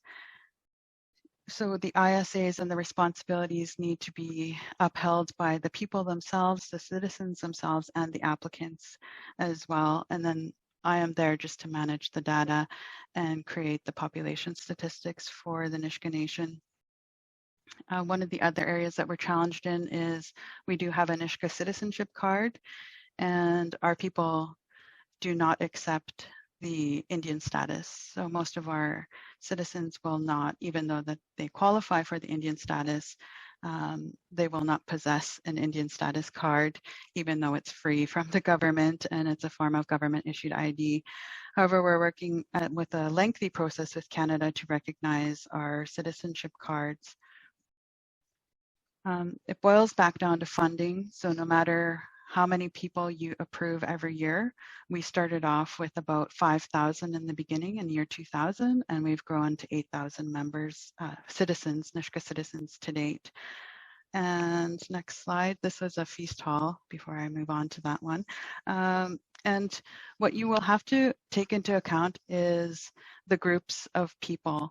No matter what you do, you will always have a tiered system. So even myself and my sibling, we will always use different benefits underneath the treaty. The benefits are vast and great when you are a Nisga'a citizen. I can't even count how many benefits are available to me under the treaty. However, if I was only a Nisga'a Indian, I would only have 5 benefits. And if I even could use 5 of those benefits. So it's exponential benefit under treaty and under citizenship law. And the last thing I want to mention is innovation. Next slide. Is the innovation is completely required to implement your own citizenship. I've had to start from pretty much ground zero with innovation and building databases. So next slide. And our elder, our first president, he said, our treaty is innovative and far-reaching. And in 2014, my elders on my committee said, we need something as a lineage chart and to help us in the future because our elders are getting younger and younger. And I'm so happy that they steered me in the right direction. I do have a technology background, and I was able to create a lineage chart within our citizenship registry. And for every Nisga'a citizen on the matrilineal window, this portal that you see on the screen, there's 32 boxes. So we've built a Nisgaa'nized family tree, and we call it the lineage chart because people's families are sacred to them. But on a screen to help us decide and use it as a tool on a matrilineal side, we have 32 boxes. So that would list their parents, their grandparents, their great-grandparents, as far back as the information will allow us that they've given us. And it will also be matched by 32 boxes on the patrilineal side. We had to stop because no more boxes could fit on the screen of our computer. And this is a robust system. Its search engine capabilities are, you can search anything within seconds. I could jump from myself as a citizen to my great-grandmother and see all of her children. So it's been a pleasure to see the innovation. And I know that this database that I've built for the Nisga'a Nation will be there beyond 2050, the year 2050. And it's a tool that will assist the enrollment committee for all time. And lastly, to your people, I'd like to strongly encourage you to use your voice. Next slide.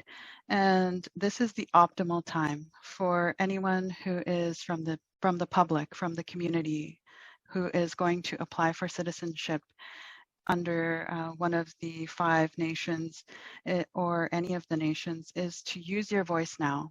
The optimal time to voice your concerns, bring forward your knowledge and your wisdom, any scenarios that you see going into the future, is to voice it now.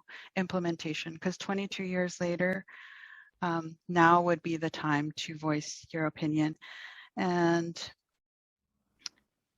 the legislation is based on your people. That is correct. And you can only move as fast as your people. And to my friends, my new team, the Anishinaabeg, continue on. Do not fear. In our language, we have no word for failure. So that's very nice to hear from me, that no matter what I do in citizenship, I will never fail. And my people will continue to be here and continue to survive. And it is the new beginning of citizenship law. Will C. Sidaks is dedicated to our ancestors who guide and sustain us to this day, to all who support our efforts to secure our heritage, and to the Nisga'a children who are our future. Dimhochya and Nissim, until we meet again, the new beginning of Nisga'a citizenship law. Thank you. Miigwech, Kawabmin Chimigwech, Cherie, for that presentation. And yeah, wonderful words. Beginning with one day outside the Indian Act is a good day. I think that was a wonderful quote that I take away. And it began with that fear. I remember when the Niska Nation was contemplating the treaty and the ratification, how everyone was gripped with fear. The rest of the First Nations across Canada were gripped with fear. But to see that it's being realized using those election codes is really the realization of self-government, self-determination. So wonderful to hear. So a round of applause, please, for Cherie Mercer for giving us your presentation. And I really appreciate that, Cherie. And yeah, I wrote those words, the most beautiful place on earth. I want to come back. I've always wanted to go up there, share that with my family. So yeah, it's a beautiful nation and a beautiful territory that you have. Thank you very much.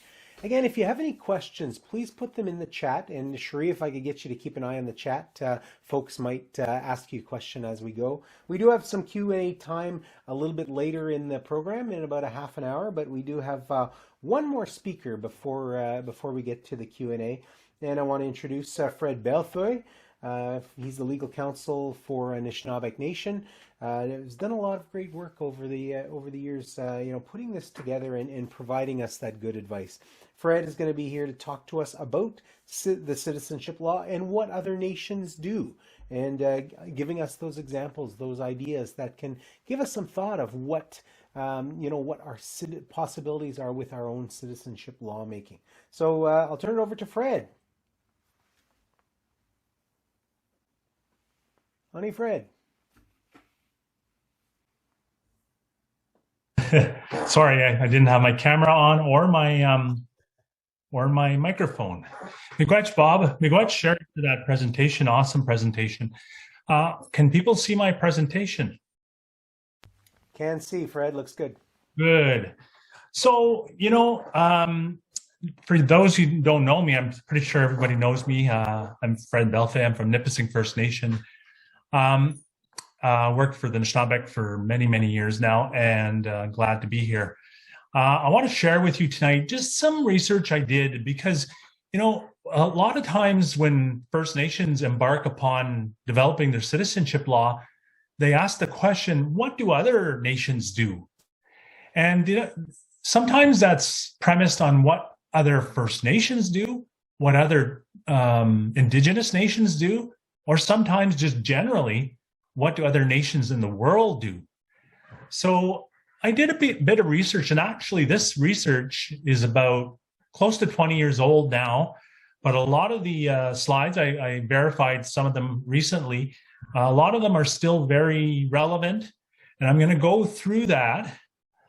A lot of this has been addressed in previous presentations, so I'm not going to spend a lot of time on it. I'm going to really focus in on what other nations specifically do. And I want to stress that really, as we take on citizenship for the community, for example, where I'm from, Nipissing, we've been under the Indian Act, and we still are currently until we enact our citizenship law. And really just the act of taking this on and doing it and bringing it forward, that is a paradigm shift that breaks a cycle that has been in motion for about 150 years. Prior to that, of course, we had complete control over our who we were and our identity. With the gradual process of trauma through all the different processes that occurred, whether it's residential schools, 60s, 70s scoops, all the things that happen, slowly our identity was replaced with the status identification. So, really citizenry and determining who our people are is a universal principle of sovereignty. And we can't be sovereign or even approach to be sovereign until we take this responsibility back. And it is a responsibility. Managing our citizenship, population, and demographics is something every nation does. Every single nation on the planet deals with this. And it's always an ongoing issue. United States might be, there's a debate about whether, they need more workers. Canada has debates about the population required to support the aging population, CPP, benefits, tax base, all those things are relevant to the management of the population and citizenship. United States, there's debates about importing citizens for technology in California or in the agricultural fields. Same with other countries. This is an ongoing issue. And, we're dealing with it today, but we'll continue to deal with it, hopefully, into the future on a regular basis, and we'll become more used to it. I'm not going to go into this slide too much because this, discusses what other people have done or what other people have presented on. Essentially, I want to start, though, with Canadian citizenship. What does the Canadian Citizenship Act say? Well, essentially, there's only two ways to become citizen. You can be a natural-born citizen, meaning that your place of birth is on the soil, Canadian territory, or one of your parents is a Canadian citizen. So that's through descendancy. So either you're what they're called a natural-born citizen, or there's a process called naturalization. What is naturalization? Naturalization is a process where you meet criteria. So you have often it's a citizenship residency requirement. In the Canadian Citizenship Act, it's 3 of 4 years. There's an age requirement. You have to be at least 18 years of age. You have a certain level of proficiency in the language, either French or English. But the act itself has a waiver for compassionate grounds. You have to have some knowledge of the country. There is a citizenship exam in naturalization processes that includes a bit of history, geography, political questions. And then there's some technical requirements like not being under a deportation order or a security risk. There's also criminal record checks and those kind of things. So in a country like Canada, you can either have a parent who is born here, or you're born on the soil, or you naturalize, which means you meet certain requirements of residency and so on. So that's Canadian process. You can also lose your citizenship, or you age out, essentially, where you don't apply before you reach the age of 28 and you're not on the soil. United States is similar as well. What their Constitution, the 14th Amendment, says is that all persons born or naturalized in the United States and subject to the jurisdiction thereof are citizens of the United States and the state therein they reside. You can also, have one parent who's a United States citizen. For the naturalization process, you have to be a permanent resident for about 5 years. A physical presence, meaning you have to actually be there in some form of continuous fashion. Good moral character, sufficiency of English, and of course declare attachment to the United States Constitution. So, the United States, it's similar to Canada in the sense that you can be born on the soil, you can have one parent, or naturalize. I looked at the tribes in the United States, and they're fairly similar with different levels of requirements. A lot of them use, as we know, a blood quantum requirement, but that's not true of all the tribes. Some have lineal ancestry. The decision of whether or not to use blood quantum is within the jurisdiction of the tribe because they have what's called domestic dependent sovereignty in the United States, which is different than Canada. Tribes have constitutions, and it says that basically the council of the tribe can pass ordinances, which are a form of law. It's almost like a bylaw to govern the enrollment process in their citizenship. And they have committees who screen these applications. There's different debates and history about this process. And a lot of the narrative to that is that this is not their traditional process, and it was enforced upon them over time, similar to Canada in the 1800s moving forward. Navajo Nation specifically has a 1/4 blood quantum.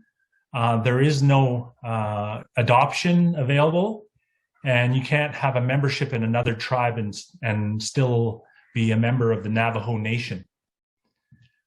I found this article. I actually did these two slides in probably about 20 years ago, and I found this article in 2004. This was the year that I actually did this, I think.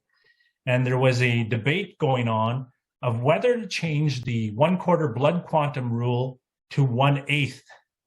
And it was defeated by the legislature, the lawmaking body of the Navajo. And they were concerned that their population would go from 310,000 to about 600,000 with a 1/8 blood quantum. I just looked up their population today, and they're at about 400,000 right now. And they still have that 1/4 blood quantum requirement. So you could see that this kind of question of changing their criteria will fill the floor once in a while, and they will debate it and discuss the pros and cons. They put up projections of how it could impact them, and it's interesting. The Cherokee Nation, a little different, very different actually. And if you know about the history of the United States and the impact it's had on the tribes, you know that the Cherokee Nation were more into the areas of Tennessee and Pennsylvania areas than they are now, which is more in central United States, because of the whole push by the 13 colonies of the Cherokee Nation to central United States and the Trail of Tears and other historical tragedies that occurred.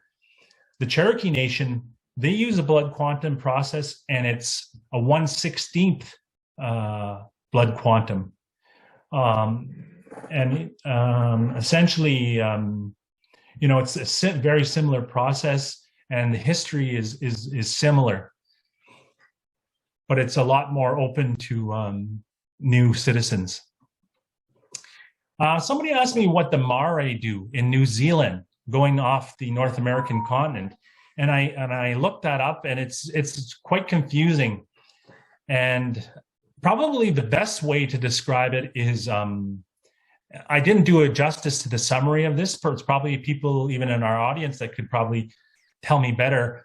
But essentially, the way I dumbed it down for my own purposes, it seems to me that they're self-identifying, similar to the Métis in a sense, not meaning they have the same criteria. It's just that they're self-identifying, and their traditional process is a clan-based, similar to Anishinaabe, but of course they have different groups. And the term Maori actually is a collective group, collective term to describe a number of groups. And they have different criteria in the different tribes. And they use this process called warm fires and cold fires. And essentially, my understanding is that if you practice your culture in a sense, you go back to your home community, you keep the fires warm. If you don't do that, it's a cold fire, and your state of membership deteriorates as you practice cold fires. And there might be others who can explain this better. And I know some of you might even travel there.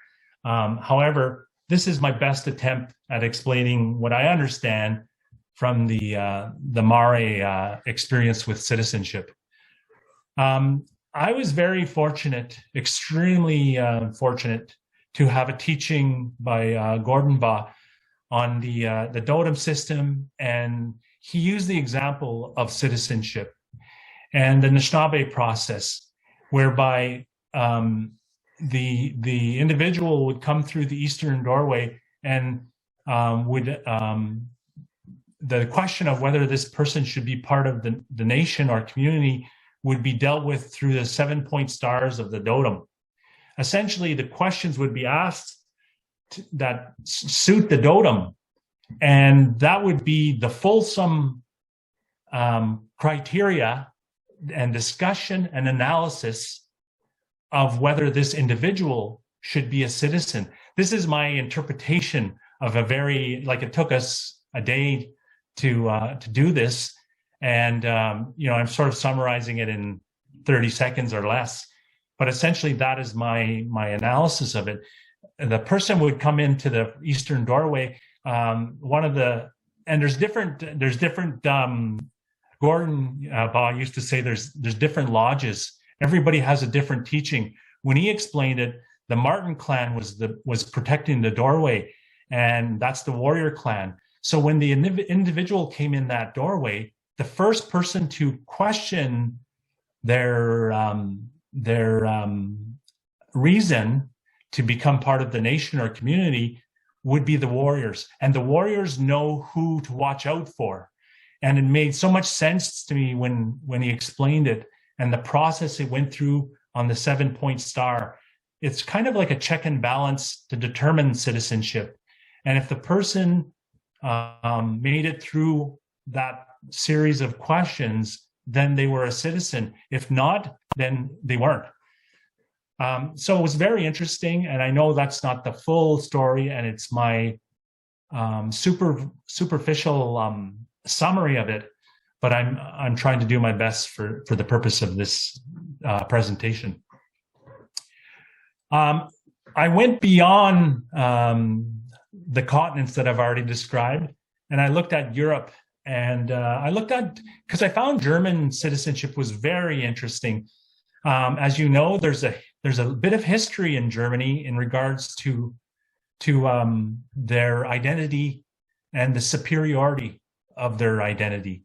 And I could see it even in the citizenship laws today. The legacy is still there of their, and they probably have good reason for that. However, without further comment on that, I'll say that in order to be a German citizen, you can only acquire it generally through your parents. Birth on the soil does not make you German. So that is an important part of their criteria. And there is very little, if any, naturalization. I know of one example myself, like of a person I know, and it has to do with hockey, and they wanted this individual to play hockey for Germany. So they got into the naturalization process, which is very rare. Extremely historical and very interesting.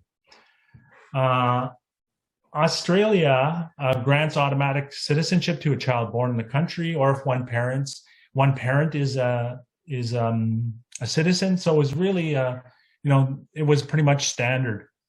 What I drew from this is every nation is managing this issue, and it to's and fro's depending on the situation on the ground. Sometimes they need people, sometimes there's too many people, and they manage their growth and their decline as they see fit. And I think we're in the same boat. Each First Nation is in the same boat. I also observe that descendancy is always a criteria. It's always there. Either one parent, two parent, some kind of genetic connection to a history. Place of birth is relatively common, but is not always used. Naturalization, again, is sometimes used. It's often based on some criteria for residency, living on the soil, use of the language, knowledge of the culture. And I think we can learn a lot from these, even just these 3 points for our own citizenship laws as we embark upon exploring this issue and taking control over it, so that we can make things right in our nations. Miigwech. Miigwech, Fred, thanks so much for sharing your presentation. And yeah, this is certainly one of those things that a lot of our First Nations are wanting to know. How do we compare what can be possible, what we do, to other nations, including some of those mainstream nations? So Fred is going to be around to take your question and answers. I do believe Cherie Mercer is still with us from Nisga'a. And Carolyn Brown is also still with us. So if you have any questions to either Fred, Cherie, or Carolyn, I'd be happy to recognize you. So again, you can use the chat feature. And if you're quite succinct and brief in your questions, again, just a question, you're welcome to put your hand up and I will recognize you in the participant list. So use your hand up feature using the reaction button below. So looking for any questions. First question I have while we're waiting for other question is for Cherie. Cherie, tell me a little bit about the settlement and the stone moving feast of the Nisga'a. Yes, I had the picture on the screen, and each tribe hosts a settlement or stone moving feast 1 year after the citizen has or their loved one has passed away. And that's to settle the estate, and adoptions of those who were married can only happen at that feast. So it's a stone moving feast and it happens 1 year later. All right, Miigwech, Cherie. I've got a question for Carolyn, given your incredible process, Carolyn, of going through that and obtaining your Indian status. We are going to require, as part of our processes, to have some policies, some definitely laws that will be made. How would you manage these things? What advice would you have in the documentation, those kinds of requirements? And I'm thinking mainly of the bureaucracy and the management of lists and those things. What kind of advice would you have to our nations that are making these things happen for ourselves?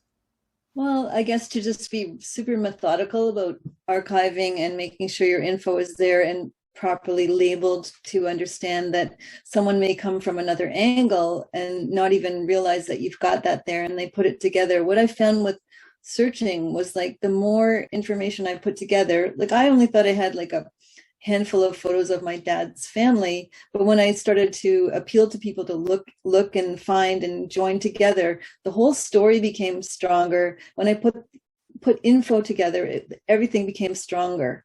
So that was a really great thing to learn.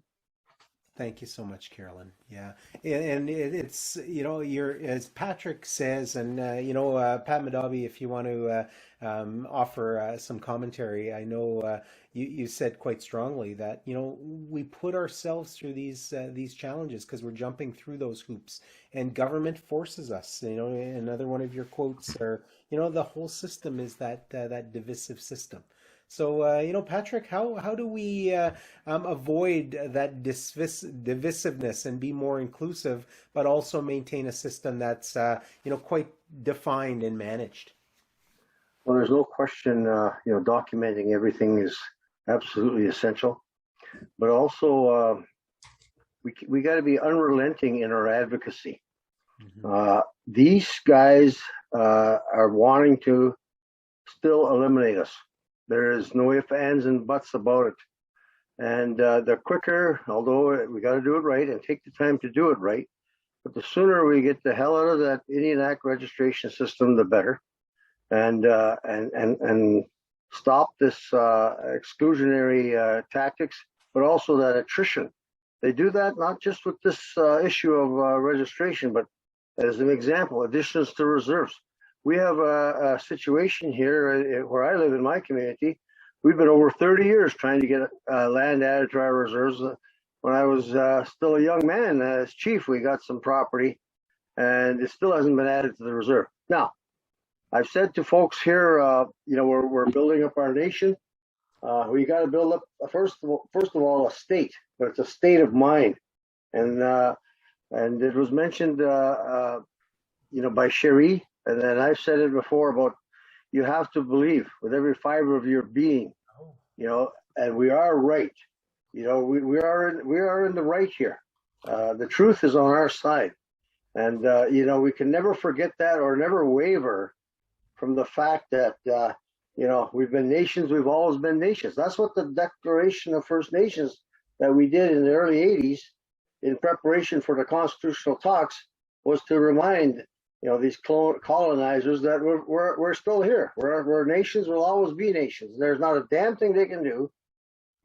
As much as they tried for the last over 150 years, we're still here.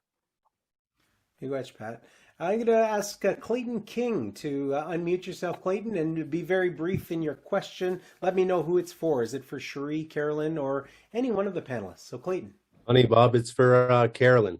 All right. Carolyn. Hi, Carolyn. I really liked your presentation, Miigwech. Prior to your research and to your hiring of James Morrison, did you approach the Band Council of Temiskaming and ask for help in trying to access documents on genealogy and family history, and were they much help to you in the beginning process? Actually, I didn't hire James. He had already done some work, and my cousin passed his work along to me. And I basically worked on the family tree info that Gary Potts had started with James as well. He put together the trees of everybody in our clans and in order to determine our citizenship for the Supreme Court case. So that was like a source that started everything of saying, okay, this is what we know, and it grew out from there. Thanks very much, Carolyn. Thanks for your question, Clayton. I'm a big fan of Jim Morrison, that's for sure. We are going to, I've got a question from the chat, and it's for Cherie. And I'm actually going to preface this by reminding my Auntie Joan and Maggie from Nipissing First Nation, when my very first summer job was with the Lawrence Command Health Center. And I don't know if it was something that I just took on, and I was like you, Cherie, fairly good at the technology. I actually created the very first database of Nipissing First Nation, and actually methodically over the span of a couple of weeks, inputted every single name from our band list into this database, and I made it searchable and indexable. I don't know if it ever came to light or if anyone ever used it, but the questions related to Cherie. Describe how you built that database and the system that you used to manage the Nisga'a Citizenship Registry.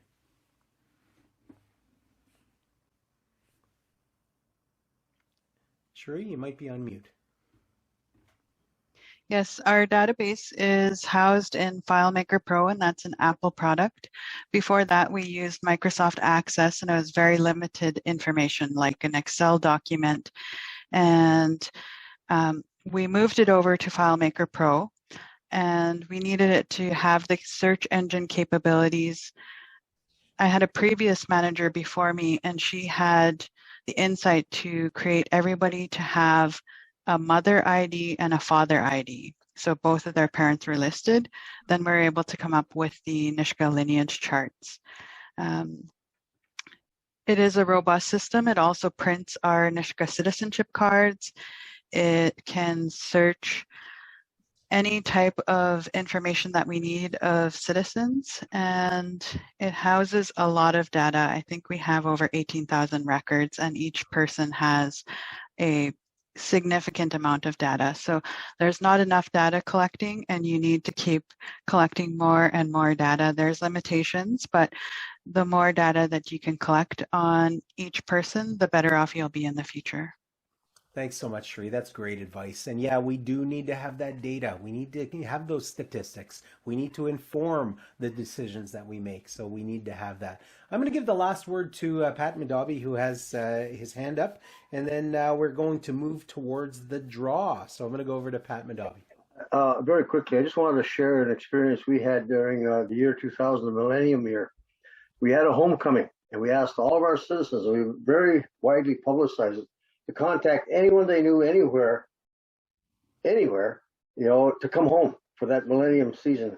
And we used the community center wall, and we developed a family tree or a genealogy chart. And one of the non-native guys that's married to one of my cousins computerized that whole thing. And it's an example of how to start tracking those families. And we had 9 original families in this community here in Ondeck-Amnakani. And now those branches of those many different branches of that tree has quite expanded. And but I fear that we maybe haven't been keeping it updated because that was quite a while ago. That was 22, almost 21 years ago, I guess. But anyway, just sharing that bit of information. But I think you got to do that sooner than later of getting your people together to identify those family trees. Definitely. Thanks very much. And Maggie from Nipissing says, yeah, those updates are important. I want to hold up a couple of people. Steve Commanda from my Nipissing First Nation, who, has computerized our records and our genealogy. And my auntie Jacqueline Cooch McLeod, who, has worked on and was so thoughtful in, thinking, about our family tree and documented those things. So my auntie Jacqueline had done that for such a long time. And, it's about dedication. It's about the love of your family. So a lot of that really great work has happened. Val, you're going to get the last word. If you keep it very brief, Val, over to you. Hi, Val's always brief. This is a question for Cherie, and I know it's a situation all our communities are grappling with, and that's maintaining connection with your members or your citizens, no matter where they reside. How does NISCA keep in touch, or how do they compel their citizens to keep in touch, i.e. address changes, new births? How is that process determined, and how do you keep up with it? Thanks, Val. Yes, it is the most challenging. We do have a website, and we are building a new one, which will have a membership portal. We have an annual general meeting, which we call a special assembly. That'll happen next week. And we have 7 different offices, 4 in the valley here and 1 government building, and 3 in the urban areas where most of our citizens reside. And then money is always a big one. So we gave out a large lump sum of money to our citizens previously, and then we had some COVID relief money. So in order to get the benefits that they're entitled to, they must keep their addresses up to date. We have a general election, and we get the address updates from there as well. Thanks, Cherie. I will have to give Jeanette, she's pulled rank. Jeanette has her hand up, so you'll get the last word. Jeanette, again, asking to be brief because we only have a few minutes left. Yes, miigwech, Bob. Up to mommy Quendam, I am so impressed with all the information that I've received. Never too old to learn more. And if for those who are new to our session tonight, that I do have a PowerPoint of just outlining all the work we have done within the Anishinaabe Nation in creating that awareness on the right to belong. So that is available, and I believe that we've learned so much tonight, and we can only move forward. And it's for our future generations. That's why I've been doing this for over 50 years now. Started in 1970, here we are, in 2022, and it's still not done. But our teachers say, our teachings, it is for our future generations that we have to be strong, remain strong, and retain that connection to our land, to our people. We have that right to belong. So, miigwech kinawaya, miigwech to everyone. Miigwech giwed nong miigwech, Jeanette, for your kind words, your reminders, and all of your dedication towards citizenship. Thanks so much. We are still waiting for the Ottawa River Singers, so hopefully they'll join us in the next couple of minutes. But in the meantime, I'm going to ask the organizers to get us the draw ready. We have 3 prizes to give away, And we do have a prize pack that is going to be mailed to you. So if you registered through the Eventbrite, we have your email and we have your mailing address. So hopefully that will be sent to you. If you didn't do that, we encourage you to reach out to the organizers, to Barb, who is is in charge of that, and we want to get that prize pack to you. So Barb, if you can share your email address, that would be really terrific. But let's go to the draw. We've got 3 draws. First prize is a Pendleton. Second prize are 2 paintings. Is that going to be 2 draws? Who's going to help me with that? So Bob, I'm going to, oh, sorry, I was going to say, I'm going to spin the wheel. I do want to just confirm a couple of folks that are on our list to be sure I have you on the wheel. Anishinaabeg's iPhone. Could you identify your name? I just want to make sure I have you listed on our prize wheel. There's Barb's email in the chat. Is somebody named Anishinaabeg's iPhone? If you could identify yourself in the next 30 seconds, we'll get you on the list. If not, we are going to spin that wheel. Yeah, and that's quite all right. And Family Center. That's me. Oh, sorry, who? Laura Liberty, but I don't need to go in the draw. I'm a staff member. Well, thanks, Laura. Okay, and is there a name I can attach to Family Center? That's my only question. It's me. It's me, Barbara Pelche. Oh, Barb. Oh, okay. Yeah. I didn't know that, Barb. Barb, we're going to get you in that draw. So Security.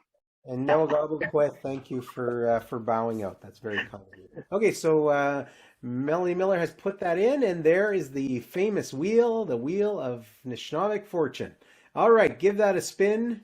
And this is for, let's do the t-shirt draw first. So this is for the t-shirts.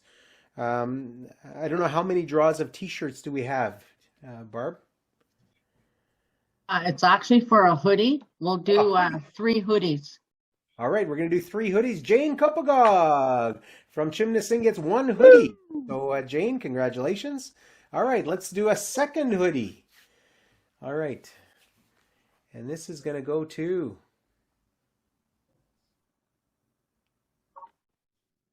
Aaron St. Pierre gets a second hoodie. Thanks very much, Aaron. We'll hopefully we have your information. We'll send that to you. So Aaron, awesome. And hoodie number 3. Who is that going to go to? Thanks for doing the spinning here, Mel.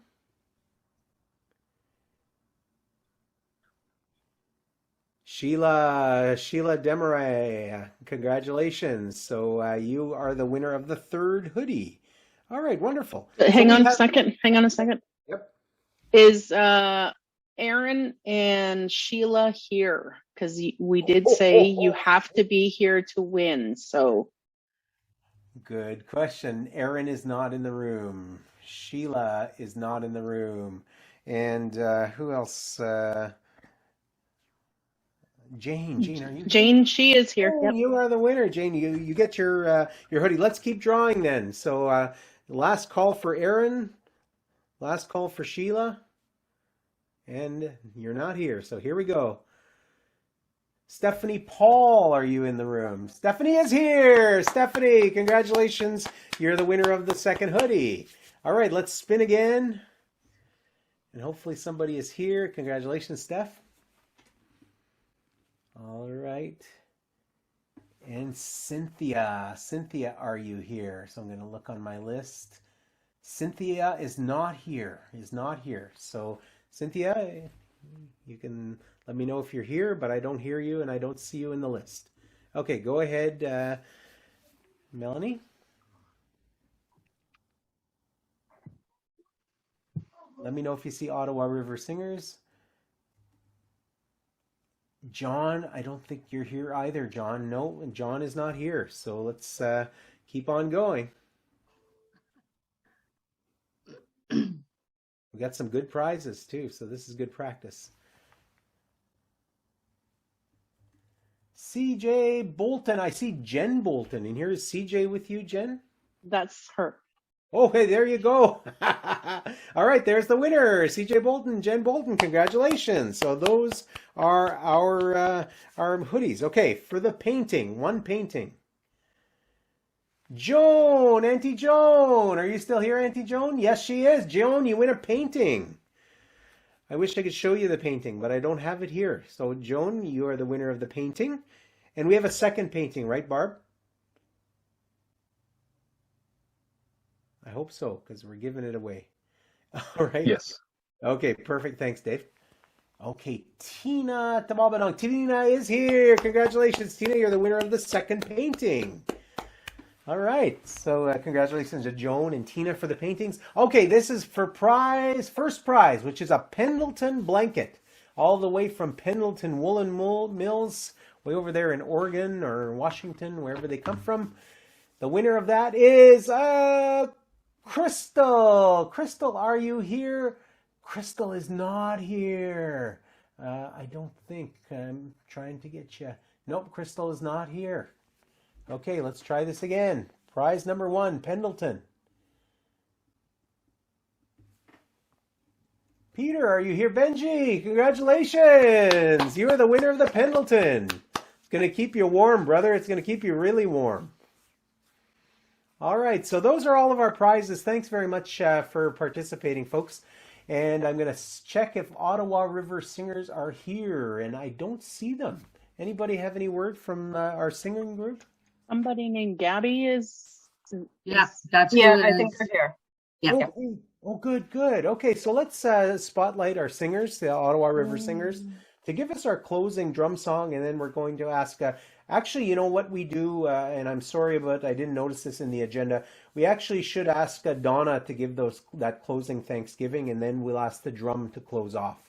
So if I can spotlight Donna, and Donna, if I can ask you to give us our closing Thanksgiving and address to the Spirit, and then we'll close off with the drum song. So Donna? Miigwech, Pushto, Pep de Querang de Gon, Snapik Quendao, the Conto Temawe, Shindaginim de Domnes in Binjaba, we come from Benjaji, Copenhagen, Cardigin, Evan Jacobnigo, Mr. Gishitame, Nitashne, Miigwech, in the bench, let me know. Cook Masonic Mission Surana Gigino, you better go big, Miigwechigom Gigino, Kineo Capito, Gigino, Shindo, we win question. Kashinat mo younger, kinayawin in system shindagat bachikadik. Migat chananike when they kitagi chikino and shikchinakiat. Shinda kino na wim not kenning shinda what chigadik, but what chigadik. We just miigwech chikiding, miigwech. Miigwech, Donna, thank you so much for that Thanksgiving. And on behalf of the organization team, actually, before I give you your farewells, how about a big round of applause and thanks to the organizers from the Anishinaabeg Nation, all of the team here for such a great job putting together this wonderful forum and all the work and bringing together the speakers. Thank you so much. And there's too many of you to name, but thank you so much for everything you do. And I'm going to encourage people, if you want some more information, go to governancevote.ca. Those materials will be uploaded. The presentations will all be available to you. So congratulations to all the winners.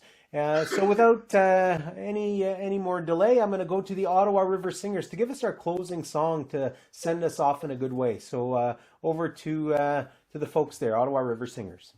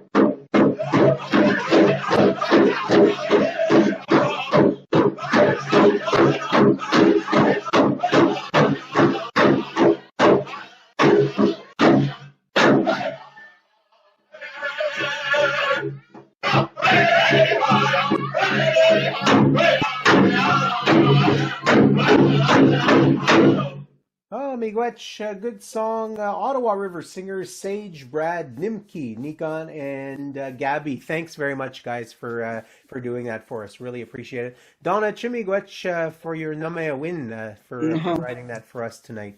I want to say good evening to each and every one of you. Thank you so much for joining us today, and I wish you all a great evening. And then I look forward to seeing you on Anishinaabe Gishgak on June 6th. So hopefully to see you on there. More information is coming. So have a great evening, everyone. Chimigwech. Go Abmin P. Go Abmin. Bama minwa. Bama minwa, Jeanette. Bama P. Bama P. Kinawia.